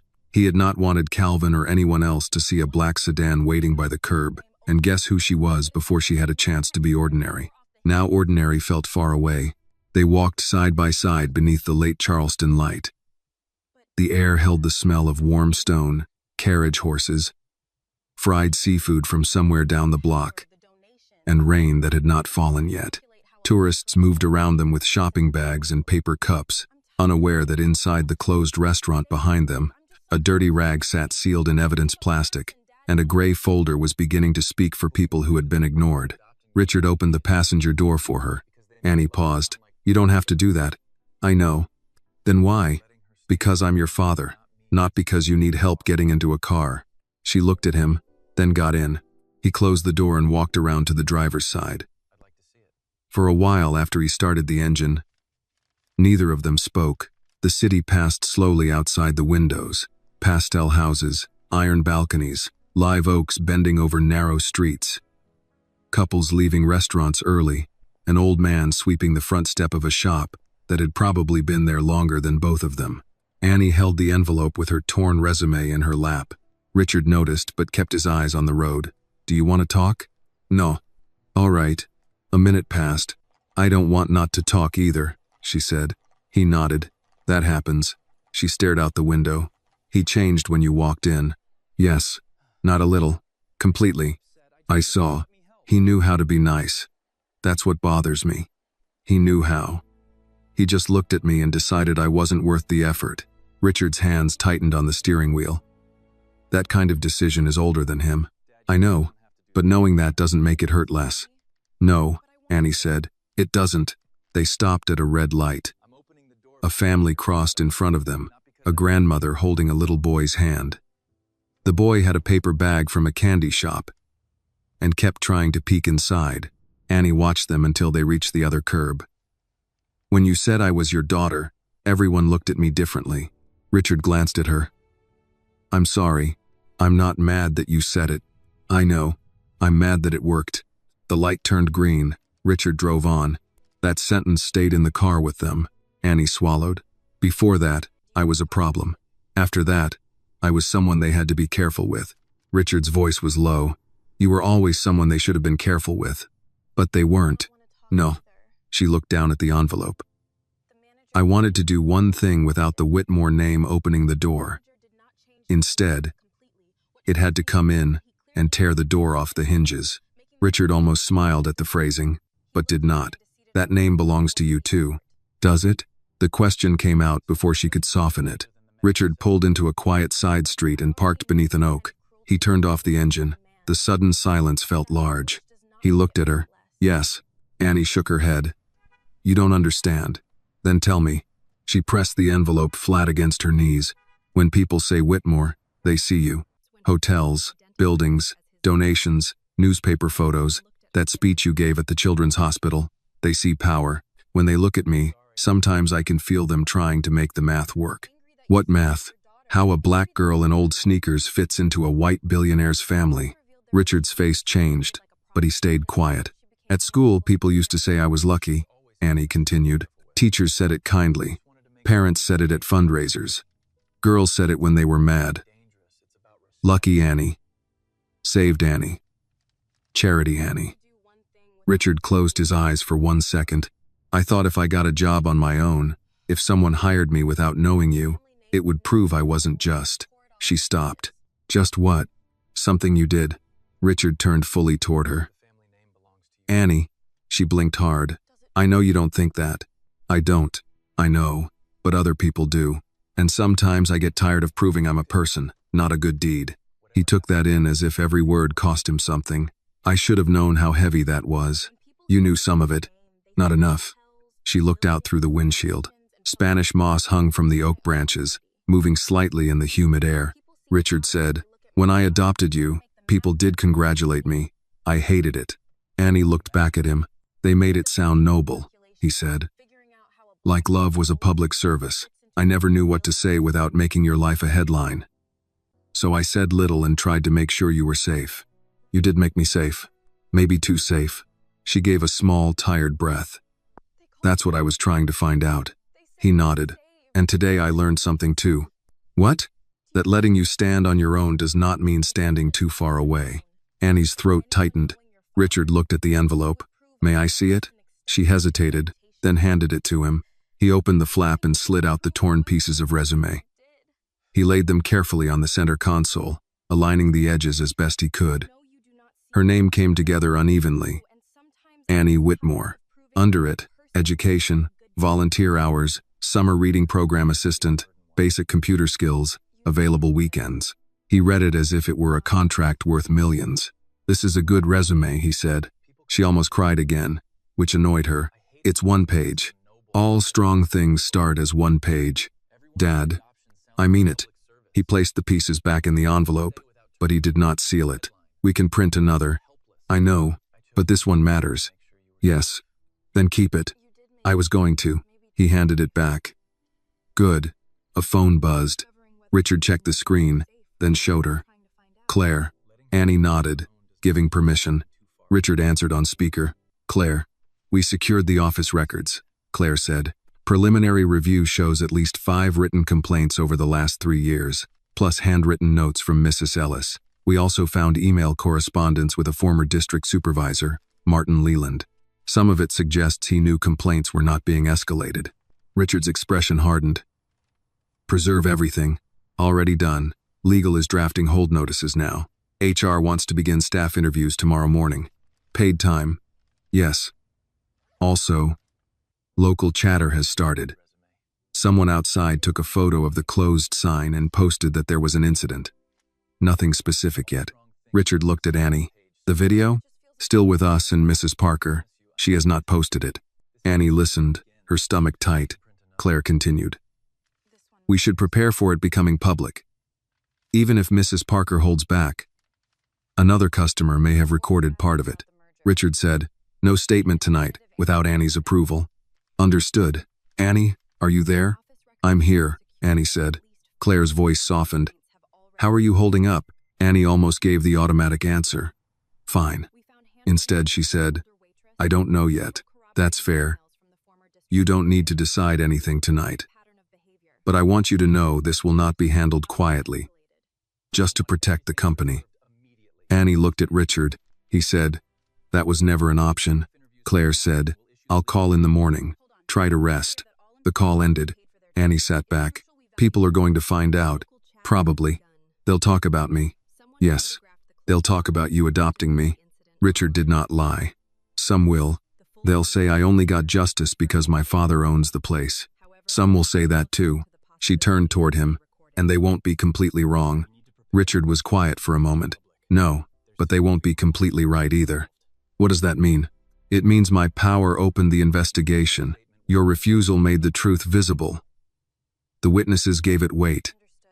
Margaret's notes gave it history. Jamal's statement will give it depth. Justice rarely arrives from one clean source. Annie looked at him. He continued. It comes late. It comes messy. It comes with people who should have acted sooner, and people who act because they finally can. That doesn't make it worthless. She thought about that. Outside, a horse carriage rolled past the end of the street. The driver tipped his hat to someone on the sidewalk.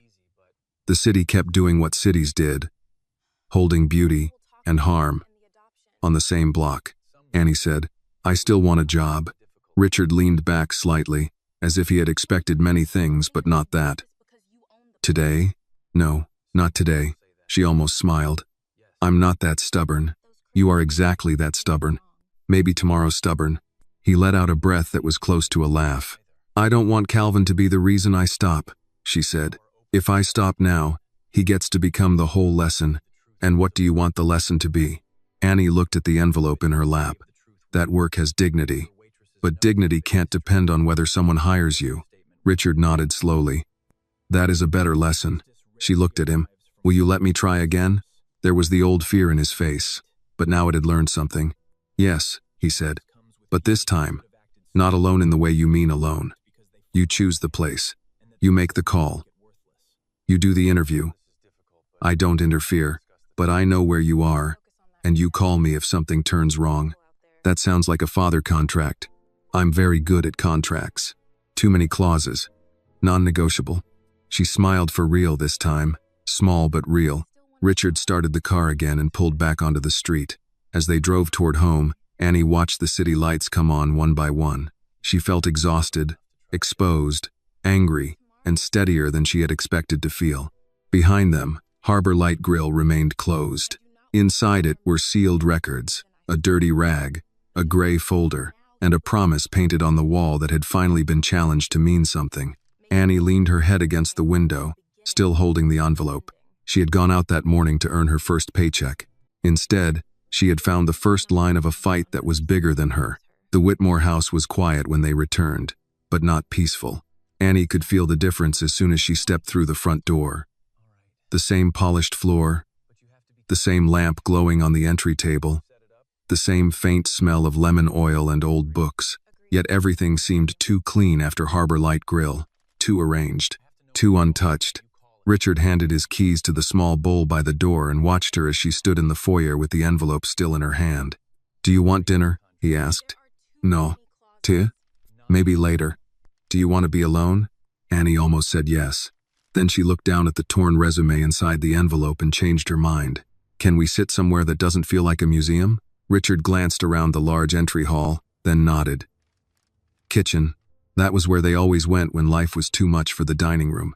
The kitchen was warm, with copper pans hanging above the island and a bowl of peaches Mrs. Alvarez had left near the sink. Richard took off his suit jacket and draped it over a chair.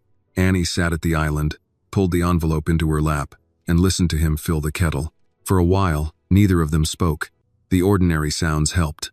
Water running, a cabinet opening, 2 mugs set down, a spoon touching ceramic. Richard placed tea in front of her and sat across the island. Annie looked at the mug. Do you think I was stupid? No. You didn't even ask what I meant. I know what you meant. She rubbed her thumb along the envelope's edge. I dressed like that on purpose. I took the bus on purpose. I didn't tell anyone my last name meant anything. I wanted to see if I could get hired without help. That isn't stupid. It feels stupid now. It feels painful. That's different.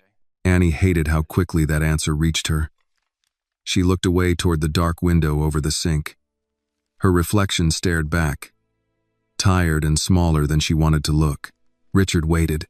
She finally said, when he looked at me, I could feel him deciding. Richard's expression tightened. Deciding what? What I was worth.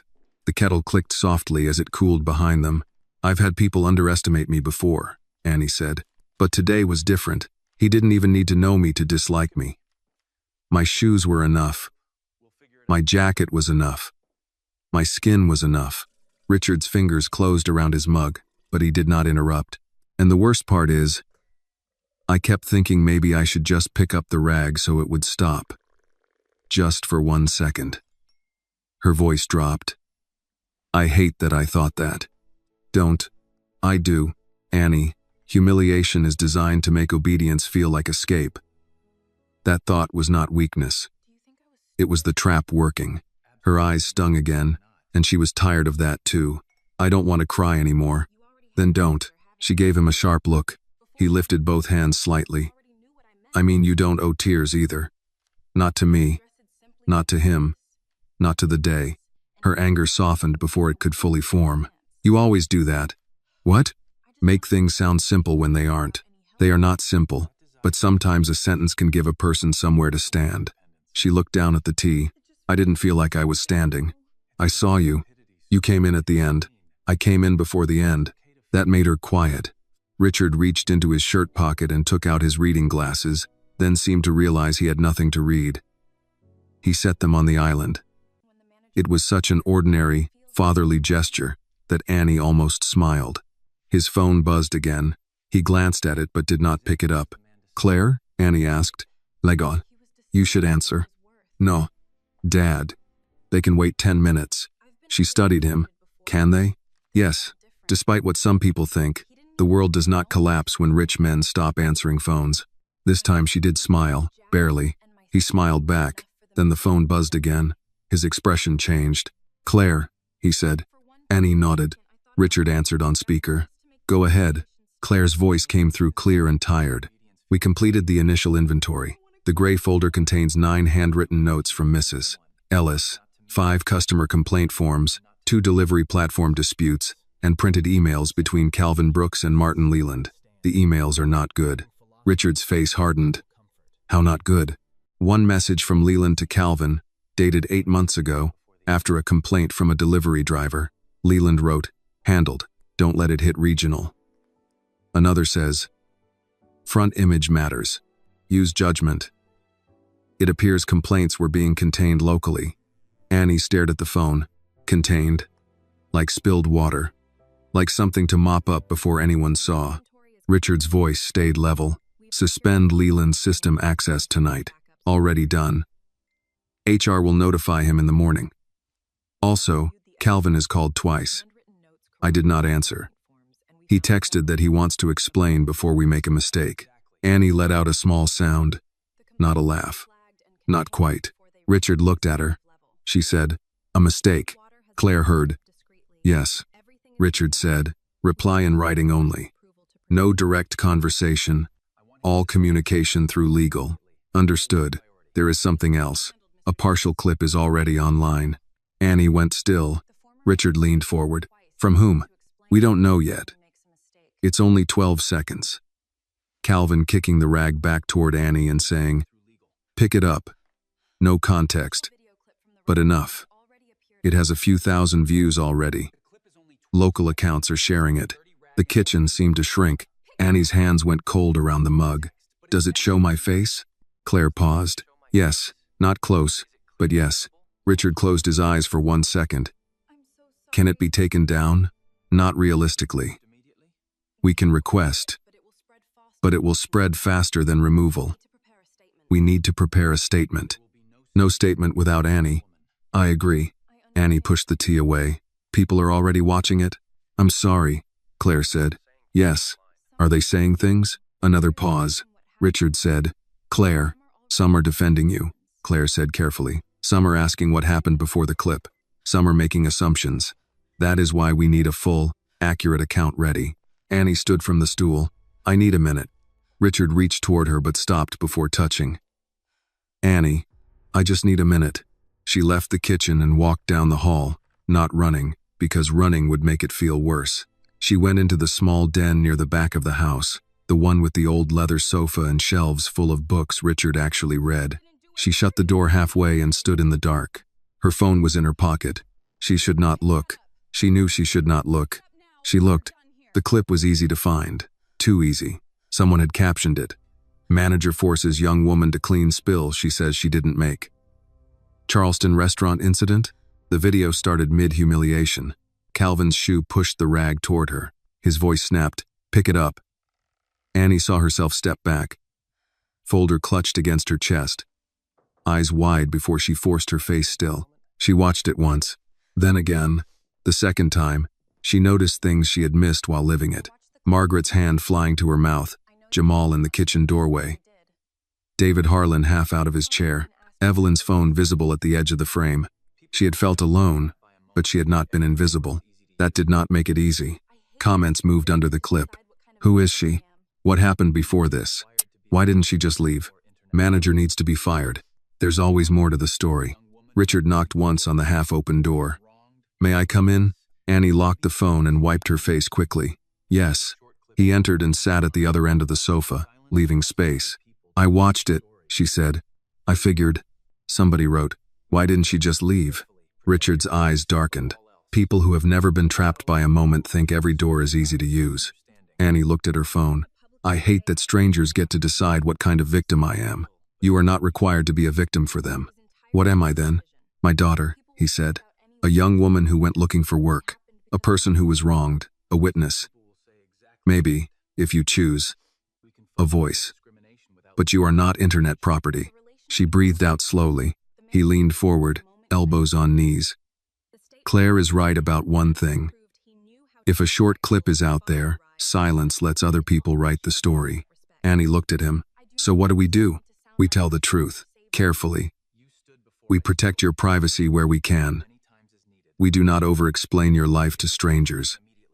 We do not make you a company mascot for reform, and we do not let Calvin call cruelty a misunderstanding.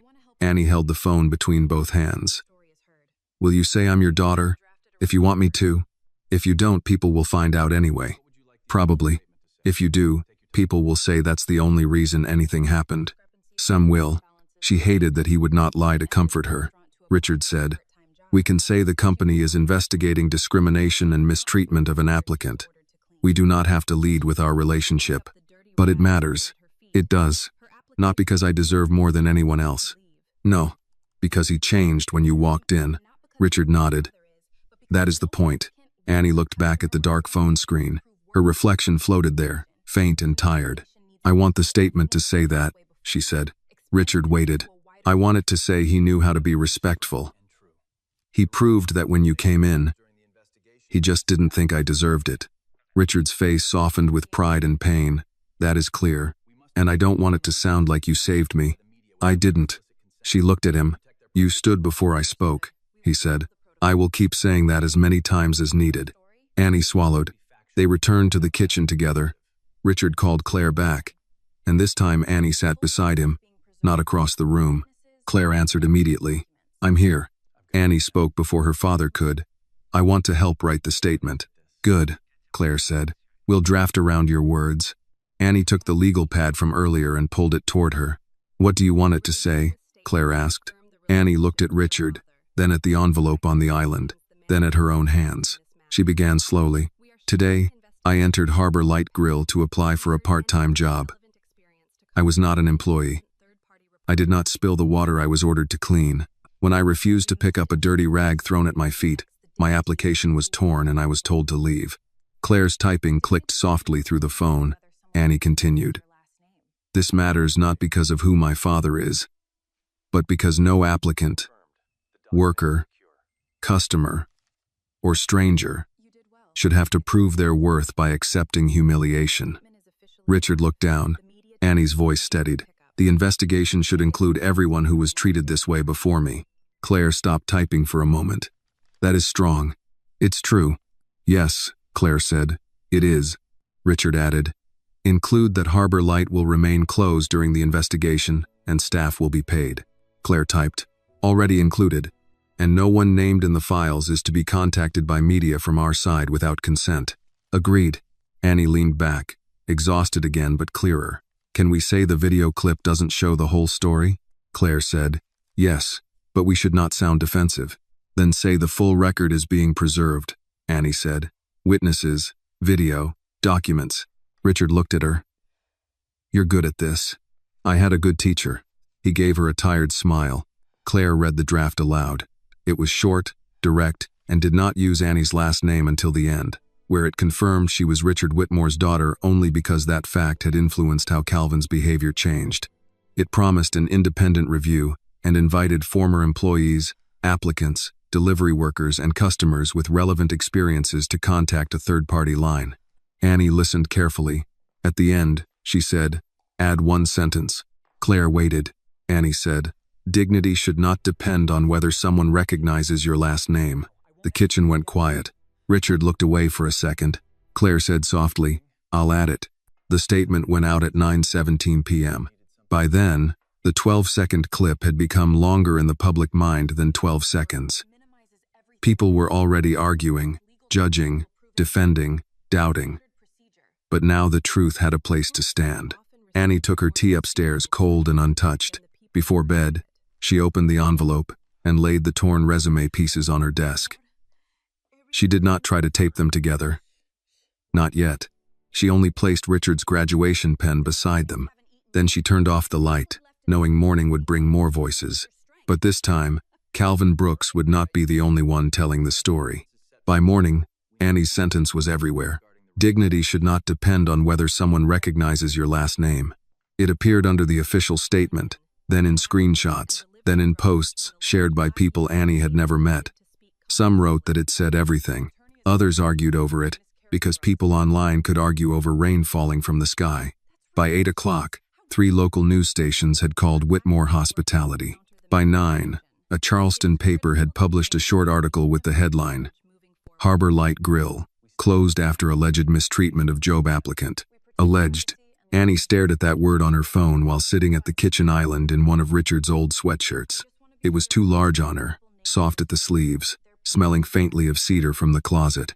She had slept badly, waking twice from dreams where Calvin kept pushing the rag toward her, and the room kept getting longer every time she stepped back.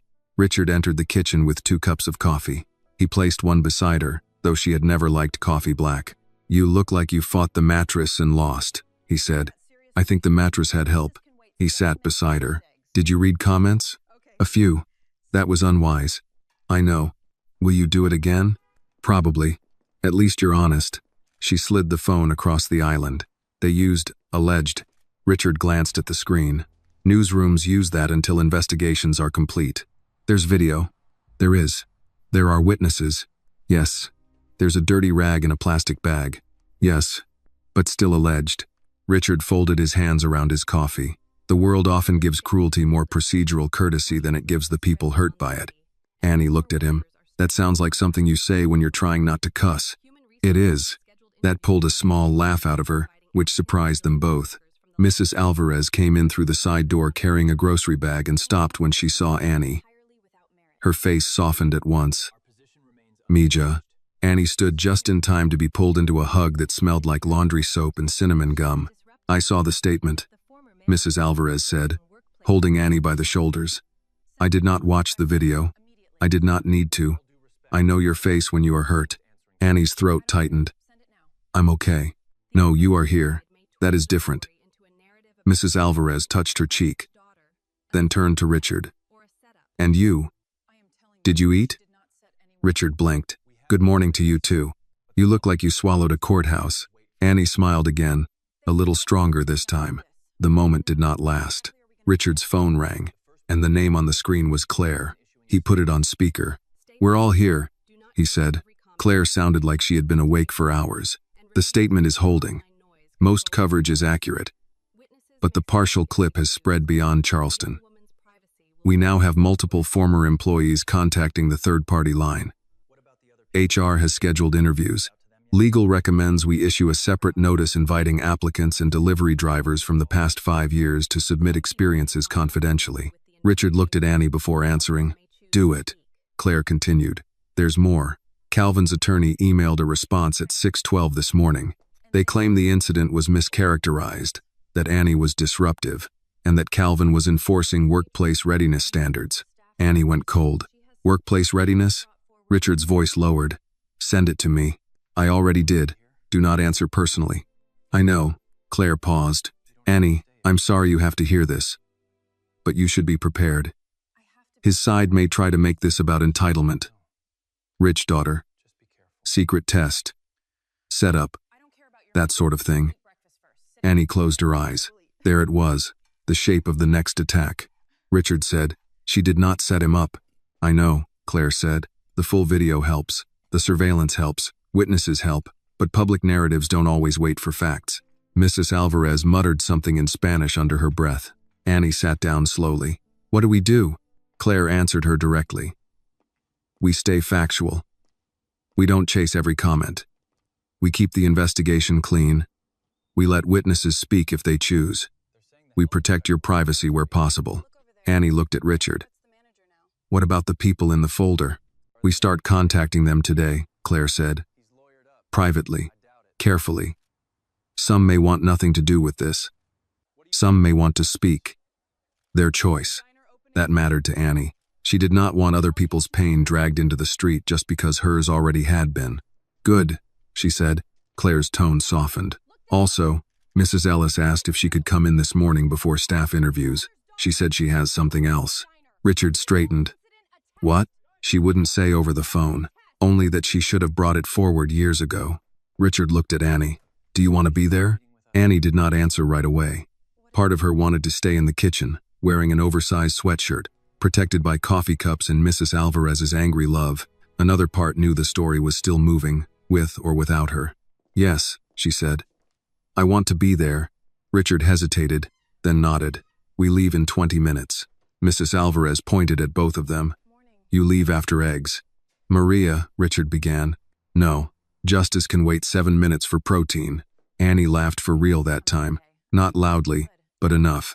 When they arrived at Harbor Light Grill, the restaurant looked different in daylight with the closed sign still taped to the glass. No smell of bacon. No clatter of plates. No customers waiting to be seated. Just the old building holding its breath. A small group of reporters stood across the street. Richard had arranged for them to enter through the side alley, but one photographer still caught sight of the car. Cameras lifted. "Mr. Whitmore, is the applicant your daughter?" "Annie, did you know he owned the restaurant? Was this a test?" Richard kept walking, one hand near Annie's back but not touching. Annie looked straight ahead. Inside, Claire met them by the counter. The rag was gone, secured with evidence. The torn resume was with Annie. The floor was clean, but she could still see the place where it had been wet. Margaret sat at a table near the window, a canvas tote bag at her feet. She looked older than yesterday. Not weaker, just more exposed. Jamal stood near the kitchen door with a paper cup of coffee. He nodded to Annie. "Morning. Morning." It felt strange, ordinary words inside a place that no longer was. Margaret stood when Annie approached. "Thank you for coming." Annie did not know what to say to that. "Claire said you had something." Margaret looked at Richard, then at Claire. "I do." She reached into the tote and pulled out 3 spiral notebooks. The kind sold for $1 before school starts. The covers were bent, corners soft from years of being carried around. Claire's eyes sharpened. "What are those?" Margaret placed them on the table. "My shift notebooks. I started keeping them after my husband died. At first it was just hours, tips, who called out sick. Then I started writing things Calvin said. Things customers complained about. Names of people he turned away. I don't know why. Maybe because if I wrote it down, I wasn't pretending it didn't happen. Jamal stared at the notebooks. Margaret, I know, she said, tears already gathering. I should have done more. Claire sat across from her. May I review them? Margaret pushed them forward. Yes. Claire opened the first notebook carefully. The pages were filled with neat handwriting. Dates in the margin. Short entries. Some ordinary. Truck late. Mrs. Hanley. Wanted corner booth. Jamal covered double, then others. June 14. Calvin told Leon to wait outside again. Rain. Driver, upset. Calvin said, mark him aggressive if he complains. August 2. Young woman applied for host. Tasha. Calvin said not front room material. I hate myself for writing this and doing nothing. October 19. Black couple asked for window table. Calvin said reserved. It was not. Claire stopped reading aloud. The room was silent. Margaret pressed a napkin against her mouth. I didn't plan to show anyone. Then yesterday, when that child stood there with her papers torn, I thought, God help me. I have been saving evidence for a day I hoped would never come. Annie sat down across from her. The anger she had felt toward Margaret was still there, but it had changed again. The notebooks did not erase the silence. They explained its shape. End quote. They are very primed. Margaret was still there.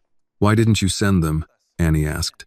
Margaret did not defend herself. Because I was afraid he'd find out. Because I needed my job. Because I told myself no one would believe an old waitress with sore knees and no lawyer. Because fear gets easier the longer you practice it. Jamal looked away. Richard spoke quietly. And now? Margaret lifted her head. Now I'm more afraid of dying with these still in my closet. No one had an easy answer for that. Claire closed the notebook. These will be preserved. We'll copy them and return the originals if possible. No, Margaret said. Keep them as long as needed. Annie looked toward the painted words above the counter. Hospitality is our tradition. Yesterday, they had sounded false. Today, they sounded like an accusation waiting to become a promise. A knock came at the front door. Everyone turned. Outside stood a black man in a delivery jacket, holding his phone in one hand and his cap in the other. He looked uncertain, as if he expected to be sent around back even now. Jamal said, That's Leon. Claire stood. Let him in. The busboy unlocked the door. Leon stepped inside slowly, eyes moving across the room. I got the number from the statement, he said. I don't want trouble. I just wanted to say it wasn't only me. His gaze landed on Annie. You the girl from the video? Annie nodded. Leon's face softened. I'm sorry that happened to you. She looked at the notebooks on the table, then at him. I'm starting to understand it happened to more than me. Leon gave a tired laugh. That's one way to put it. Richard offered him a chair. Leon looked surprised. I'm working. Delivery app doesn't pay me to sit. Richard said, Today, you are being paid to tell the truth. Claire, make sure he's compensated for his time. Leon stared at him, then sat down. For the first time since the clip had gone online, Annie felt the story turn away from her face and toward the thing underneath it. The rag had opened the door. Now the people who had been left outside were beginning to walk in. Leon sat at the table with his delivery bag resting against his leg, still looking ready to leave if someone raised their voice. Claire placed a recorder on the table, then looked at him before turning it on. Only with your permission. Leon glanced at Richard, then at Annie. This won't get me kicked off the app? No, Claire said. And if anyone retaliates against you because of what you say here, I want to know immediately.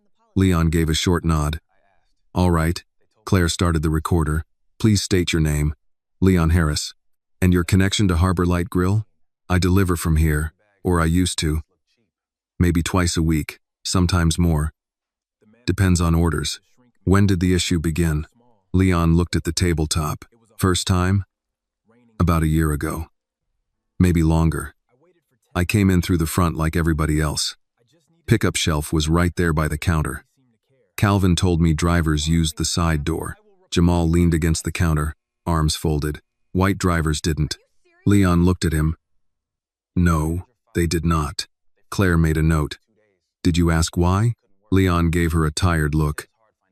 Ma'am, I knew why. But yes, I asked once. He said front of house had to stay clean and orderly. Said delivery bags made the place look cheap. Annie thought of her old sneakers. Cheap. That word seemed to follow people Calvin wanted to shrink. Leon continued. One night it was raining hard. I'm talking sheets. The order wasn't ready, so I stood by the back door under that little strip of roof. Water running down my neck. I called inside after 10 minutes. A girl answered and said she'd check. Calvin came to the door and told me if I kept bothering staff, he'd report me as aggressive. Did he? Claire asked. Yes. That night, app froze my account for 2 days while they reviewed it. 2 days doesn't sound like much unless you pay rent by the order. Richard's face tightened. Were you compensated? Leon almost laughed. By who? Richard looked at Claire. Put him on the list. Leon shifted. I didn't come here for money. I know, Richard said. That is why it matters. Margaret sat very still, hands folded so tightly her knuckles had gone pale. I wrote that night down. Leon turned toward her. I should have done more, she said. He studied her for a moment, then looked away. A lot of people should have. Margaret accepted it without defending herself. Yes. Claire let the silence breathe before asking, were there other drivers? Leon nodded. A man named Darnell. Woman named Keisha. Calvin made her wait outside with 2 catering bags while he chatted with a customer about golf. She cried in her car after. I saw her. Annie looked down at her hands. Claire wrote each name carefully. Can you contact them? I can try, only if you're comfortable. We can also go through the delivery platforms. Leon looked at Annie. When I saw that clip this morning, I knew that rag. Annie lifted her eyes. What do you mean? I don't mean the same rag. I mean the feeling. Somebody tossing disrespect at your feet and waiting to see if you'll pick it up. No one spoke. Richard looked toward the front windows, where reporters still waited across the street. That is what this has been for too many people. The bell at the side entrance sounded. Claire's assistant opened it, and 2 more people entered. A woman in navy scrubs and a man in a work jacket with paint on one sleeve. They both looked unsure until they saw Leon. The woman said, You Leon? Yeah. I'm Keisha. The man lifted his chin. Darnell. Leon looked at Claire. Guess they saw the statement too. Within an hour, Harbor Light Grill had become something between an office, a waiting room, and a confession booth. Claire's team set up at 3 tables. People came through the side door one by one. Drivers, former servers, a hostess named Tasha Bell with a neat bob and tired eyes, a dishwasher who had left 6 months earlier, a retired couple who remembered being told no window tables were available, while empty ones sat in the sun. No one told the same story, but every story carried the same shape. A door they were told not to use, a table they were told was unavailable, a shift they were never given, a complaint that vanished, a tone that changed depending on who was listening. Annie listened until the stories began to blur. She had thought pain would make her feel connected to them. Instead, it made her angry in a way that sat low and steady. What had happened to her was not an accident. It was a pattern that had been waiting for someone with enough protection to survive being believed. Tasha Bell sat across from Claire with a paper cup of coffee she had not touched. I applied for host because I'd done it before. 2 years at another restaurant. Good references. Calvin said he'd call. Margaret told me later he hired a girl with no experience. Margaret closed her eyes. Tasha looked at her. I'm not mad at you for telling me. I'm mad you had to whisper it in the parking lot like the truth was contraband. Margaret nodded, tears slipping down her face. You're right. Tasha turned to Annie. When I saw your clip, I thought, there it is. That little look he gets. Like he owns the air you're standing in. Annie gave a small nod. Yes, Richard had been quiet for most of the interviews. He stood near the counter, listening, occasionally asking Claire to add a name or preserve a record. His anger did not show loudly. It showed in the fact that he did not leave. It showed in every call he refused to rush, every person he thanked by name, every time he told someone their wages or time would be covered. Around noon, Claire took him aside near the front window. Annie saw them speaking and moved close enough to hear, not hiding it. Claire included her with a glance. We have enough for immediate termination. Richard looked toward the tables where former workers sat with coffee and old hurt. Do it. Calvin's counsel will fight. Let them. We also need to address Martin Leland. The emails tie him to suppression of complaints. Terminate access. Begin formal review. If legal confirms what we're seeing, he's gone. Claire nodded. There may be settlement exposure. Richard's mouth tightened. This is not a conversation about exposure. It's a conversation about repair. Claire accepted the correction. Understood. Annie watched him, unsure why that sentence moved her. Maybe because people with power often talked about damage as liability, as if harm only mattered when it cost money. Richard did not. Not today. A knock came from the front door this time. A reporter pressed a business card to the glass. Claire's assistant ignored it. Annie looked at the crowd across the street. They're not leaving. No, Richard said. They rarely do when a story smells like blood. Is that what this is? To some of them. And to you? He looked back at the people inside. A bill coming due. Before Annie could answer, Claire's phone rang. She listened, her expression going still. Send it to me. She ended the call and looked at Richard. Calvin released a statement through his attorney. The room seemed to sense it before anyone repeated the words. Claire read from her phone. Mr. Brooks denies any discriminatory intent. He states that the young woman entered Harbor Light Grill as part of a concealed ownership test. Orchestrated by Mr. Grill, Whitmore refused a reasonable workplace readiness task and escalated the situation when asked to assist with a minor spill. Annie felt the blood leave her face. Richard's voice was quiet. He accused her of setting him up. Yes, Leon muttered. Man's got nerve. Tasha said. That sounds like him. Claire continued. He also claims he did not know her race or family background would be used to destroy his reputation. Jamal laughed once, sharp and bitter. Didn't know her race? What, he thought she was invisible? Richard took the phone from Claire, read the statement, and handed it back. Release the full video to legal reviewers and the independent investigator. Not public yet. Annie looked at him. Why not public? Because once it's public, it belongs to everyone. I want you certain. She looked across the room. Leon, Tasha, Keisha, Darnell, Margaret, Jamal, Evelyn, David. All those people had already given pieces of themselves to the truth. Annie was tired of being careful while Calvin lied boldly. She turned to Claire. Can you blur the faces of the customers who didn't consent? Yes. Can you keep my full address and school private? Yes. Can the video include the part where the man says he spilled the water? Claire nodded. It should. And the part where Calvin changes his voice when my father walks in? Richard looked at her. Claire said, yes. Annie took a breath. Then release enough. Not everything. Enough that he doesn't get to call this a test. Claire waited. Are you sure? No, Annie said. But I'm sure I'm done letting him explain me. Richard's face softened with something like grief and respect. Then we do it your way. Claire began giving instructions. The room stirred, not with excitement, but with recognition. A line had been crossed. Calvin had tried to make the story about Annie's privilege to hide his own prejudice. Now the record would answer him. Evelyn came to stand beside Annie. You know people will still talk. I know. Some will be cruel. I know. And some will watch that video and remember the day they stayed quiet. Annie looked at her. Evelyn's voice lowered. That may be the part that changes something. By mid-afternoon, the edited video and a fuller statement were released. It showed David spilling the water. It showed Calvin throwing the rag, blocking Margaret, refusing Jamal, ignoring the truth, tearing the resume. It showed Richard entering and Calvin's voice changing. It did not show everything, but it showed enough.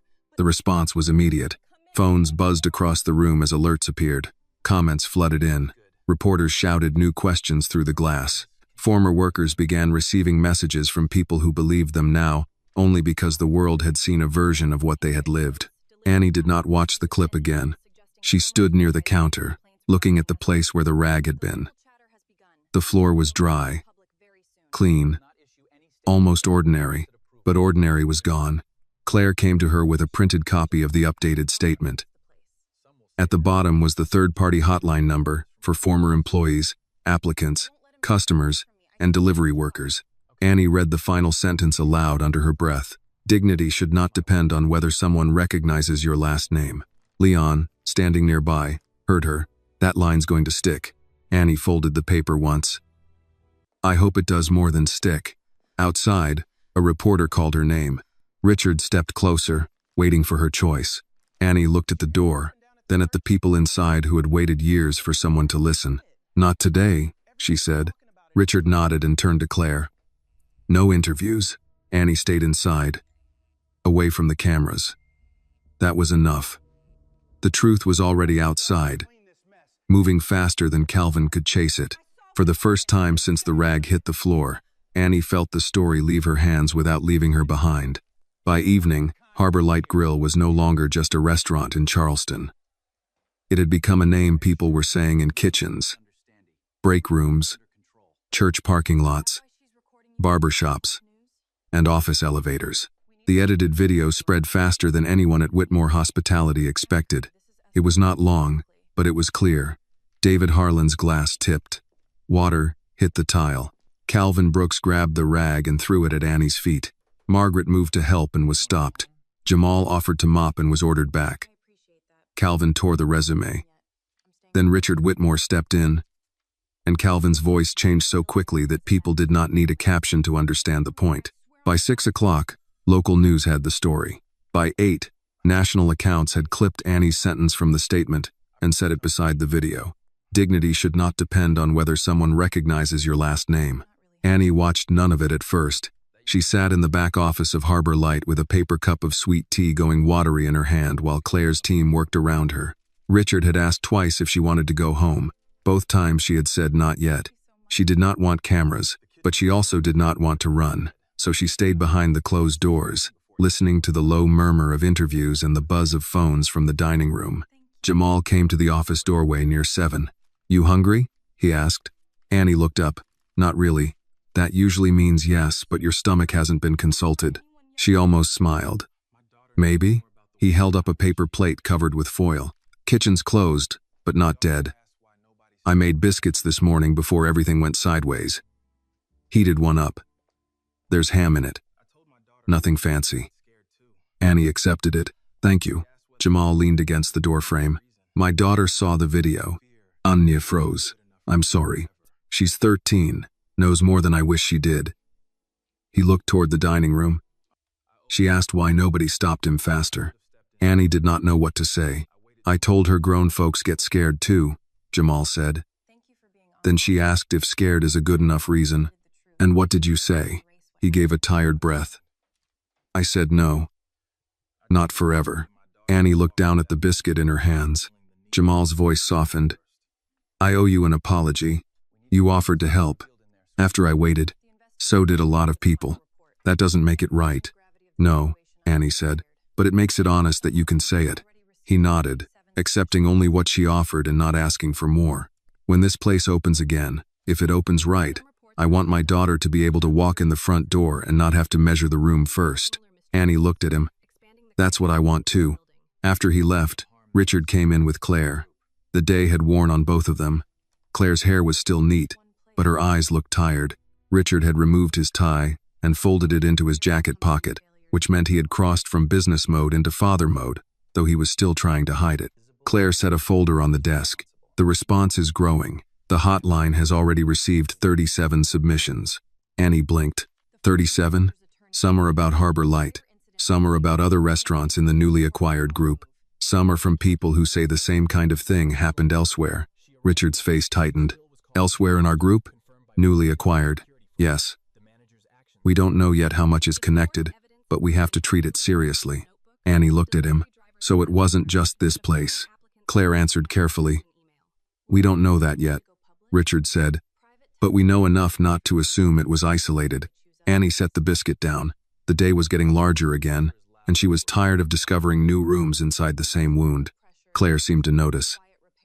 You do not have to carry the company's failures, Annie. No one keeps letting me forget I'm part of why they're visible. Richard sat across from her. Visible is not the same as responsible. I know, but you don't feel it. No, he nodded once. Then we'll keep saying it until you do. Claire opened the folder. There is another issue.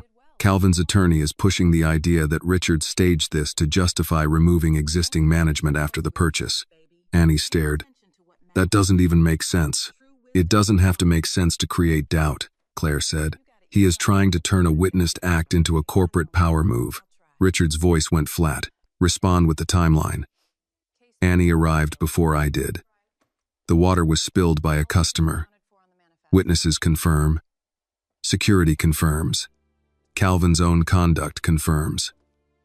We will, Claire said, but there's something else that may help. Margaret's notebooks show complaints predating the acquisition by years. Leon's platform record shows the aggressive report. Tasha still has the email rejection time-stamped after being told they would call her. Annie looked toward the dining room. Will they have to go public? Only if they choose, Claire said. Private testimony is enough for the investigation. Public pressure is separate. Richard leaned back. Public pressure is loud. Repair is quieter. Annie looked at him, but sometimes loud is why quiet repair finally starts. He met her eyes. You're right. The admission surprised her. Claire's phone buzzed. She read the message, then looked at Richard. The board wants a call tonight. Richard's mouth tightened. Of course they do. They're concerned about brand damage. Annie looked down with a bitter smile.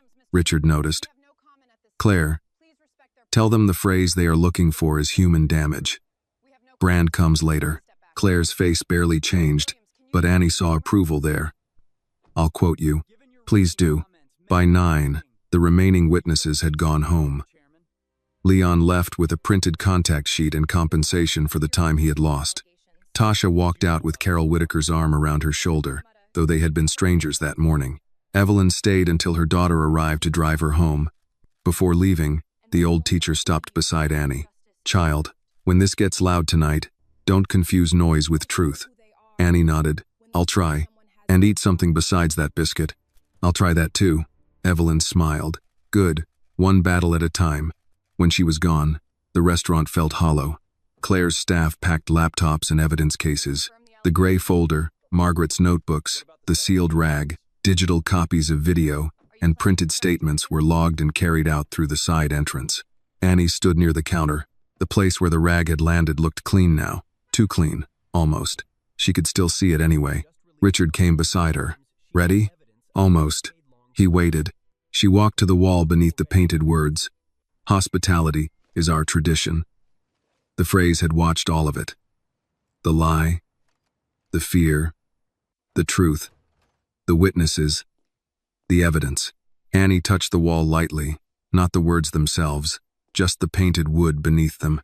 This needs to come down, she said. Richard looked at the sign. Maybe. Maybe? Or maybe it stays until the people here earn it. She thought about that. Words shouldn't get to hide just because people failed them, he said. Annie glanced at him. That sounds like one of your boardroom lines. It was better than most of my boardroom lines. She smiled faintly, then turned serious. If it stays, something else has to go beside it. What? She did not know yet. Not exactly. Only that the restaurant needed more than a promise painted years ago by people who had not protected anyone. Something about dignity, she said. Richard nodded. Then we'll make room for it. Outside, reporters still waited, though fewer now. Their cameras lifted as Richard and Annie stepped out the side door. Claire moved ahead, blocking questions with a calm, no comment tonight. Richard opened the car door, but Annie paused before getting in. A reporter called, Annie, do you believe Calvin Brooks is racist? The question struck the alley wall and hung there. Richard's posture changed, but Annie lifted one hand slightly, asking him not to answer for her. She turned just enough for the cameras to catch her profile. I believe people show who they are when they think someone has no power, she said. Then she got into the car. Richard closed the door gently. By the time they reached home, her words were already online too. The next morning, Richard Whitmore stood before a conference room full of people who were used to discussing problems in careful language. Brand risk, public perception, operational disruption, legal exposure. He let them talk for 7 minutes. Annie sat at the far end of the table, not because anyone had asked her to, but because Richard had. Claire sat beside her with a stack of printed reports, witness summaries, and the first list of names from the hotline.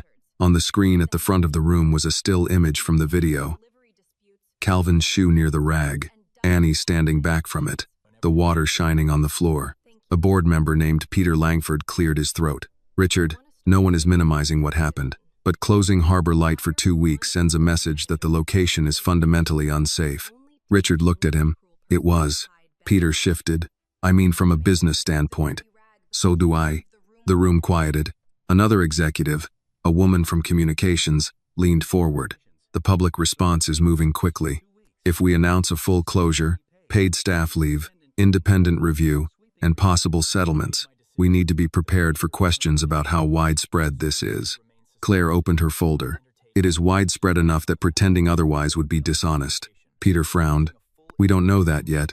Claire slid several pages across the table. We have 9 handwritten records from Mrs. Ellis, 5 formal complaints found in Calvin Brooks's office, 2 delivery platform disputes, 3 former employee statements, and 37 hotline submissions in the first 24 hours. We do not know the full scope, but we know this is not one bad afternoon. Annie kept her eyes on the table. One bad afternoon. She hated that phrase already. It sounded like the weather had turned ugly, not people. Richard turned toward her. Annie. She looked up. You don't have to speak. I know. He waited. Annie looked at the executives around the table. Some looked sympathetic. Some looked worried. A few looked like they wished she had not come. That video is going to make people angry, she said. But if all you do is fire Calvin and wait for the anger to pass, then nothing changes. The next Calvin just learns to be quieter. No one interrupted. She continued. He didn't throw that rag because he was having a bad day. He threw it because he thought the room would let him. And for a while, it did. The communications woman lowered her eyes. Richard looked back at the board. Harbor Light closes for 2 weeks. Staff are paid. Every employee is interviewed by an independent team. Former employees, applicants, customers, and delivery workers get a third-party reporting line. Calvin Brooks is terminated for cause, pending final legal review. Martin Leland remains suspended while we complete the investigation into suppressed complaints. Peter opened his mouth. Richard raised one hand. I'm not finished. Peter closed it. We will audit every restaurant in the newly acquired group, not with a slideshow, not with a memo about values. Real review. Hiring practices, complaint handling, delivery pickup policies, scheduling, wage equity, customer seating complaints, surveillance, retention. If a manager cannot explain how they treat people with no power, they do not manage for us. Claire made a note, though Annie knew she already had most of it written. Peter sighed. That will be expensive. Richard looked at him. So was the acquisition. That's not what I mean. I know what you mean. You're asking what dignity costs when it is added after the fact. The sentence landed hard enough that no one reached for their coffee. Annie looked at Richard and saw something different in him. Not anger. Not only anger. Resolve with grief under it. He had bought a chain of restaurants and discovered rot in the walls. Now he was choosing to tear them open while everyone watched. The communications woman spoke carefully. We should also consider a public-facing commitment, something visible in the restaurant when it reopens. Annie thought of the painted words above the counter. Hospitality is our tradition. They already have words on the wall, she said. Richard turned to her. And? They weren't enough. No. If you put up something new, don't make it sound like advertising. What should it sound like? Annie thought about Leon at the table, Tasha in the parking lot, Margaret's notebooks, Jamal's daughter asking if fear was a good enough reason. Like a rule, she said, not a slogan. Claire wrote that down. After the meeting, the decisions moved fast. Calvin Brooks received formal termination notice before noon. Martin Leland's access remained locked while legal reviewed the emails. Harbor Light staff were called one by one and told the restaurant would close for 2 weeks, with pay, while the company conducted interviews and retraining. Some cried from relief. Some were afraid. A dishwasher asked whether he had done something wrong. A weekend hostess asked if Calvin could come back. Jamal answered calls from kitchen staff who trusted him more than corporate. Margaret came in to help build a list of people who needed to be contacted, her notebooks open beside her like pennants. By afternoon, a white sign replaced the handwritten closed notice on Harbor Light's front door. Harbor Light Grill is temporarily closed for independent review, staff support, and operational retraining. Employees will be paid during this closure. If you have experienced or witnessed mistreatment connected to this location, please contact the independent review line below. People stopped to read it. Some took pictures. A few nodded. One man shook his head and muttered that nobody wanted to work anymore. Evelyn Parker, who happened to be passing with her daughter, looked at him and said, "Some people just don't like it when work stops looking like obedience." He did not answer. The first training session happened 3 days later in a rented community hall, not inside the restaurant. Richard insisted on that. Harbor Light was still too raw. People needed chairs that did not remind them where they had been afraid. Annie did not plan to attend, but Jamal invited her. "You don't have to say anything," he told her on the phone, "but some folks want to see you're all right. I'm not sure I am." That's honest enough. Richard drove her, but she went inside alone. The hall smelled like coffee, paper, and floor polish. Folding chairs were arranged in a circle instead of rows. A facilitator named Dr. Elaine Mercer stood at the front, a black woman in her 60s with silver locks and the calm of someone who had heard every excuse and outlived most of them. She began without a slide deck. "Before we talk about service," Dr. Mercer said, "we are going to talk about power. Because service without dignity is just performance." The room was quiet. Margaret sat with her hands folded. Jamal leaned forward, elbows on knees. The young busboy from the day of the incident sat near the back, twisting a pen between his fingers. Several staff members Annie had never met watched her with uncertainty. Not resentment exactly, but the discomfort people feel around someone whose pain has forced their own life to change. Dr. Mercer looked around the circle. "No one here is being asked to perform guilt. Guilt can be selfish. It wants relief. Responsibility wants repair." Annie wrote that sentence down on the back of Carol Whitaker's card. During a break, Margaret approached her. "I've been thinking about what you said," Margaret said. "About wishing someone had stopped him before your papers were torn." Annie nodded. "I can't undo that." "No, but I asked Claire if I could help with applicant intake when we reopen. Not make decisions, just make sure every person who walks in gets the same form, the same greeting, the same chance." Annie looked at her. That would matter. Margaret's eyes filled, but she held herself together. "I want to be brave before it becomes urgent next time." That's a good way to put it. It's Dr. Mercer's way. I'm borrowing. Annie almost smiled. Borrowing is fine if you use it. Across the room, Jamal was talking with 2 kitchen workers. He caught Annie's eye and lifted his coffee cup in a small salute. Later that week, Richard took Annie back to the closed restaurant. No reporters waited this time.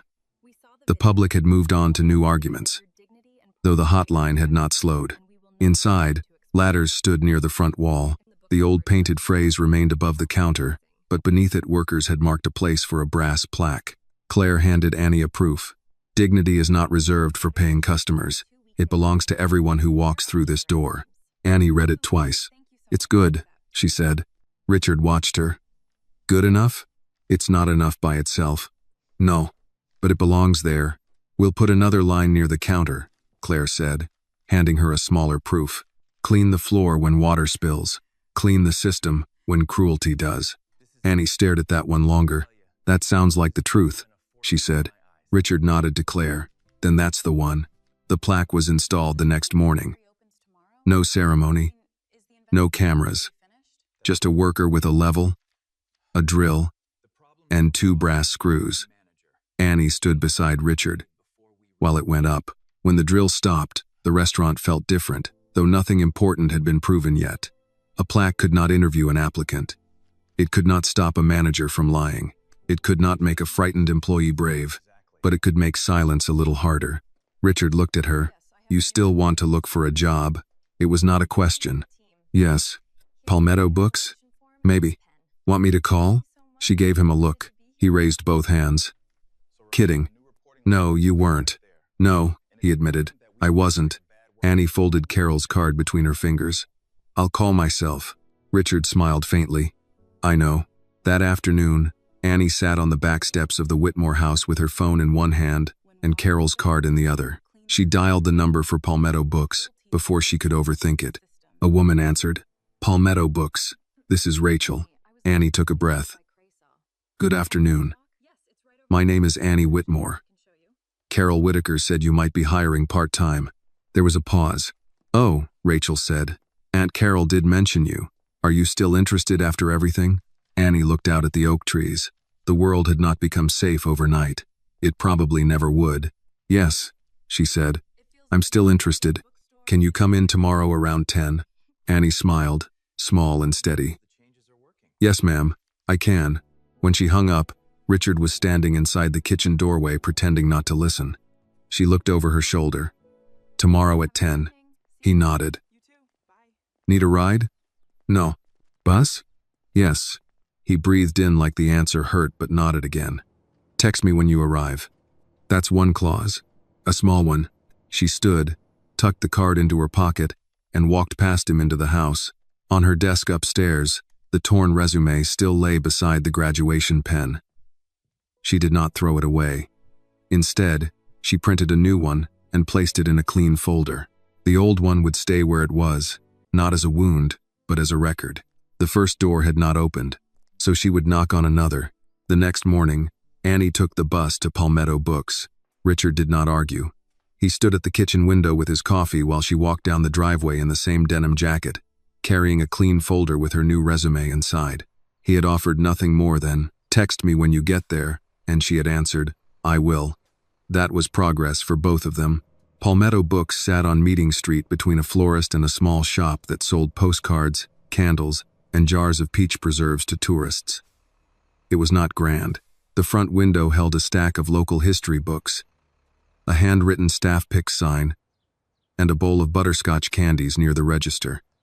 When Annie opened the door, a small bell rang. A woman in her 30s looked up from behind the counter. "Annie?" "Yes, ma'am. I'm Rachel. Aunt Carol told me you might come by." Rachel smiled. Not too wide, not with pity. "She also told me not to embarrass you by acting like I already know you." Annie relaxed a little. "She sounds thorough. She is a retired nurse." Thorough is the polite word. Rachel nodded toward a small table by the window. "Come sit. We'll talk like normal people." The interview lasted 20 minutes. Rachel asked about Annie's school plans, availability, comfort with customers, shelving, inventory, the register. She did not mention Harbor Light until the end. "I saw the video," Rachel said. Annie's fingers tightened on the folder. Rachel kept her voice even. "I'm not bringing it up to make you explain it. I only want you to know nobody here will ask you to be grateful for basic respect." Annie looked at her. Rachel added, "We do ask people to alphabetize correctly. That is non-negotiable." Annie laughed before she could stop herself. Rachel hired her for Saturdays and 2 weekday afternoons. The first paycheck came 2 weeks later. It was not much. After taxes, it was smaller than Annie expected and larger than she could explain. She held the check in the break room, staring at her name printed cleanly across the top. Annie Whitmore. Not torn, not split, not questioned. When she brought it home, Richard was in the kitchen reading a report from Claire. Harbor Light was scheduled to reopen the next day. Annie placed the check on the island. He looked at it, then at her. "May I?" She nodded. Richard picked it up with both hands, as if it were fragile. "Your first paycheck. It's not exactly a fortune." "No," he said. "It's better." She rolled her eyes, but she was smiling. "You're impossible. I'm proud. I know. Good. I would hate to be subtle and fail." She leaned against the counter. "Harbor Light opens tomorrow?" "Yes." "How bad was it? The investigation?" Richard set the check down gently. "Bad enough. Calvin is gone. Martin Leland is gone. 3 former employees accepted settlements. Delivery drivers are being compensated. Hiring policies changed. Complaint reviews now go outside management. Claire is still auditing the other locations. And Margaret? She stayed. She's helping train applicant intake. Jamal? Promoted. Kitchen lead for evening operations." Annie nodded. "Good." Richard watched her. "Do you want to go tomorrow?" She had known he would ask. "Not opening day." "All right. But soon." 3 months later, soon finally arrived. Charleston was warm, with sunlight lying across the sidewalks and the slow traffic of a Saturday afternoon moving past the old storefronts. Annie and Richard walked to Harbor Light Grill from a parking spot around the corner. She wore her denim jacket again, Not as a disguise this time, just because she liked it. Her sneakers were still scuffed. She had not replaced them. The green awning was the same. The brass sign was polished. The windows were clean. But there was a new feeling before they even reached the door. A delivery driver stood near the front pickup shelf with a cup of ice water in his hand, talking with a hostess who was checking an order. No one had sent him to the alley. Annie noticed. So did Richard. He did not say anything. She appreciated that. The bell rang when they entered. A young host looked up and smiled. "Good afternoon." "Table for two?" Annie waited for the pause. The glance down. The calculation. It did not come. Richard said, "Counter, if you have room." "Of course, sir. Right this way." They followed him past the front wall. The old painted words were still there. "Hospitality is our tradition." Beneath them, fixed to the wood with brass screws, was the new plaque. "Dignity is not reserved for paying customers. It belongs to everyone who walks through this door." Annie stopped. People moved around her. Plates clinked. Coffee poured. A child asked for more fries. Someone near the window laughed. The restaurant was alive again. Not perfect, not magically healed, but different in ways that could be seen. Richard stood beside her. "Is it all right?" She read the plaque again. "It's a start." That's what Claire said. Claire is usually right. Unfortunately, Annie smiled. Margaret came from behind the counter carrying a pot of coffee. She saw Annie and froze for half a second, then smiled with relief and nerves mixed together. "Annie," she said. "Mr. Whitmore." "Margaret," Richard said. Annie looked at her name tag. Margaret Ellis, guest services lead. Margaret noticed. "Sounds fancier than it is." "What do you do?" Annie asked. "Make sure people get greeted properly. Make sure applicants get forms. Make sure delivery drivers don't have to beg for water. And when somebody new starts, I tell them the truth about why that plaque is there." Annie looked at her. "The truth?" Margaret nodded. "Not a polished version." That mattered. Jamal appeared at the pass-through window. "I knew I smelled billionaires." Richard looked offended. "Singular." Jamal grinned. "For now." Annie laughed. It surprised her how good the sound felt in that room. Jamal set 2 plates on the counter. "Apple pie. On the house." Richard raised an eyebrow. Jamal corrected himself. "On me. Different thing. Claire made us take a whole training section on that." "Then thank you," Richard said. They sat at the counter. The coffee was hot. The pie was warm. The room carried ordinary noise again, but not the same silence. Annie watched a young woman enter with a folder under her arm. The host greeted her, asked her name, offered her a seat, and brought an application on a clipboard. No one made a show of it. That was what made it powerful. Annie looked down the counter and saw the smaller sign near the register. "Clean the floor when water spills. Clean the system when cruelty does." Her throat tightened, but not in the same way as before. Richard saw her reading it. "Too much?"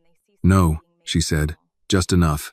A delivery driver came in then, a black man with a red insulated bag. The hostess smiled. "Pick up for Carter?" "That's me. It'll be 2 minutes. You want water while you wait?" He blinked, then nodded. "Sure, thanks."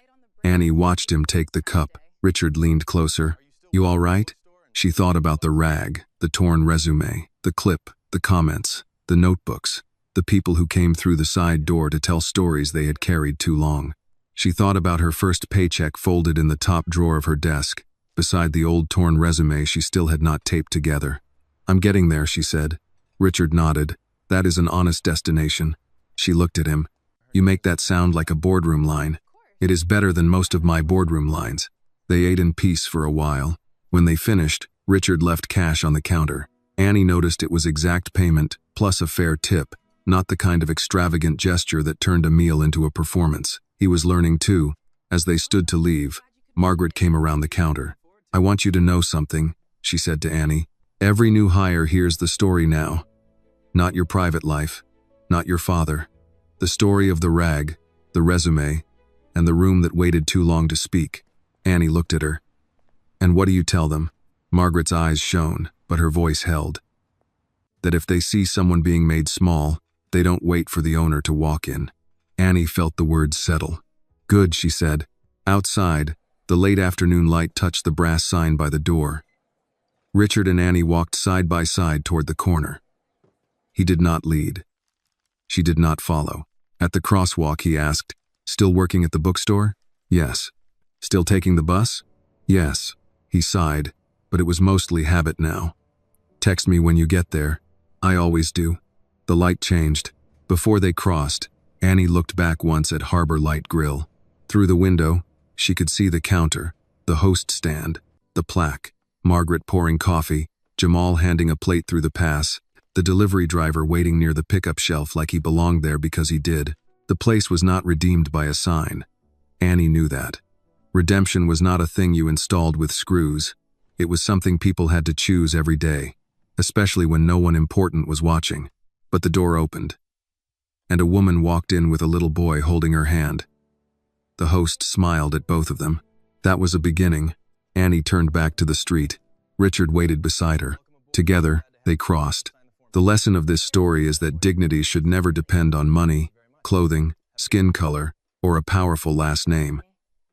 People reveal their true character by how they treat someone they believe has no power. Annie's courage reminds us that standing up for yourself is not disrespect. Sometimes it is the first step toward justice.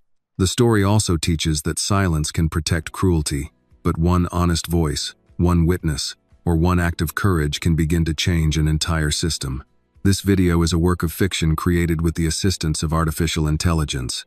All characters, events, and situations are not real and do not represent any actual people or true stories. The content is intended for storytelling and emotional illustration only.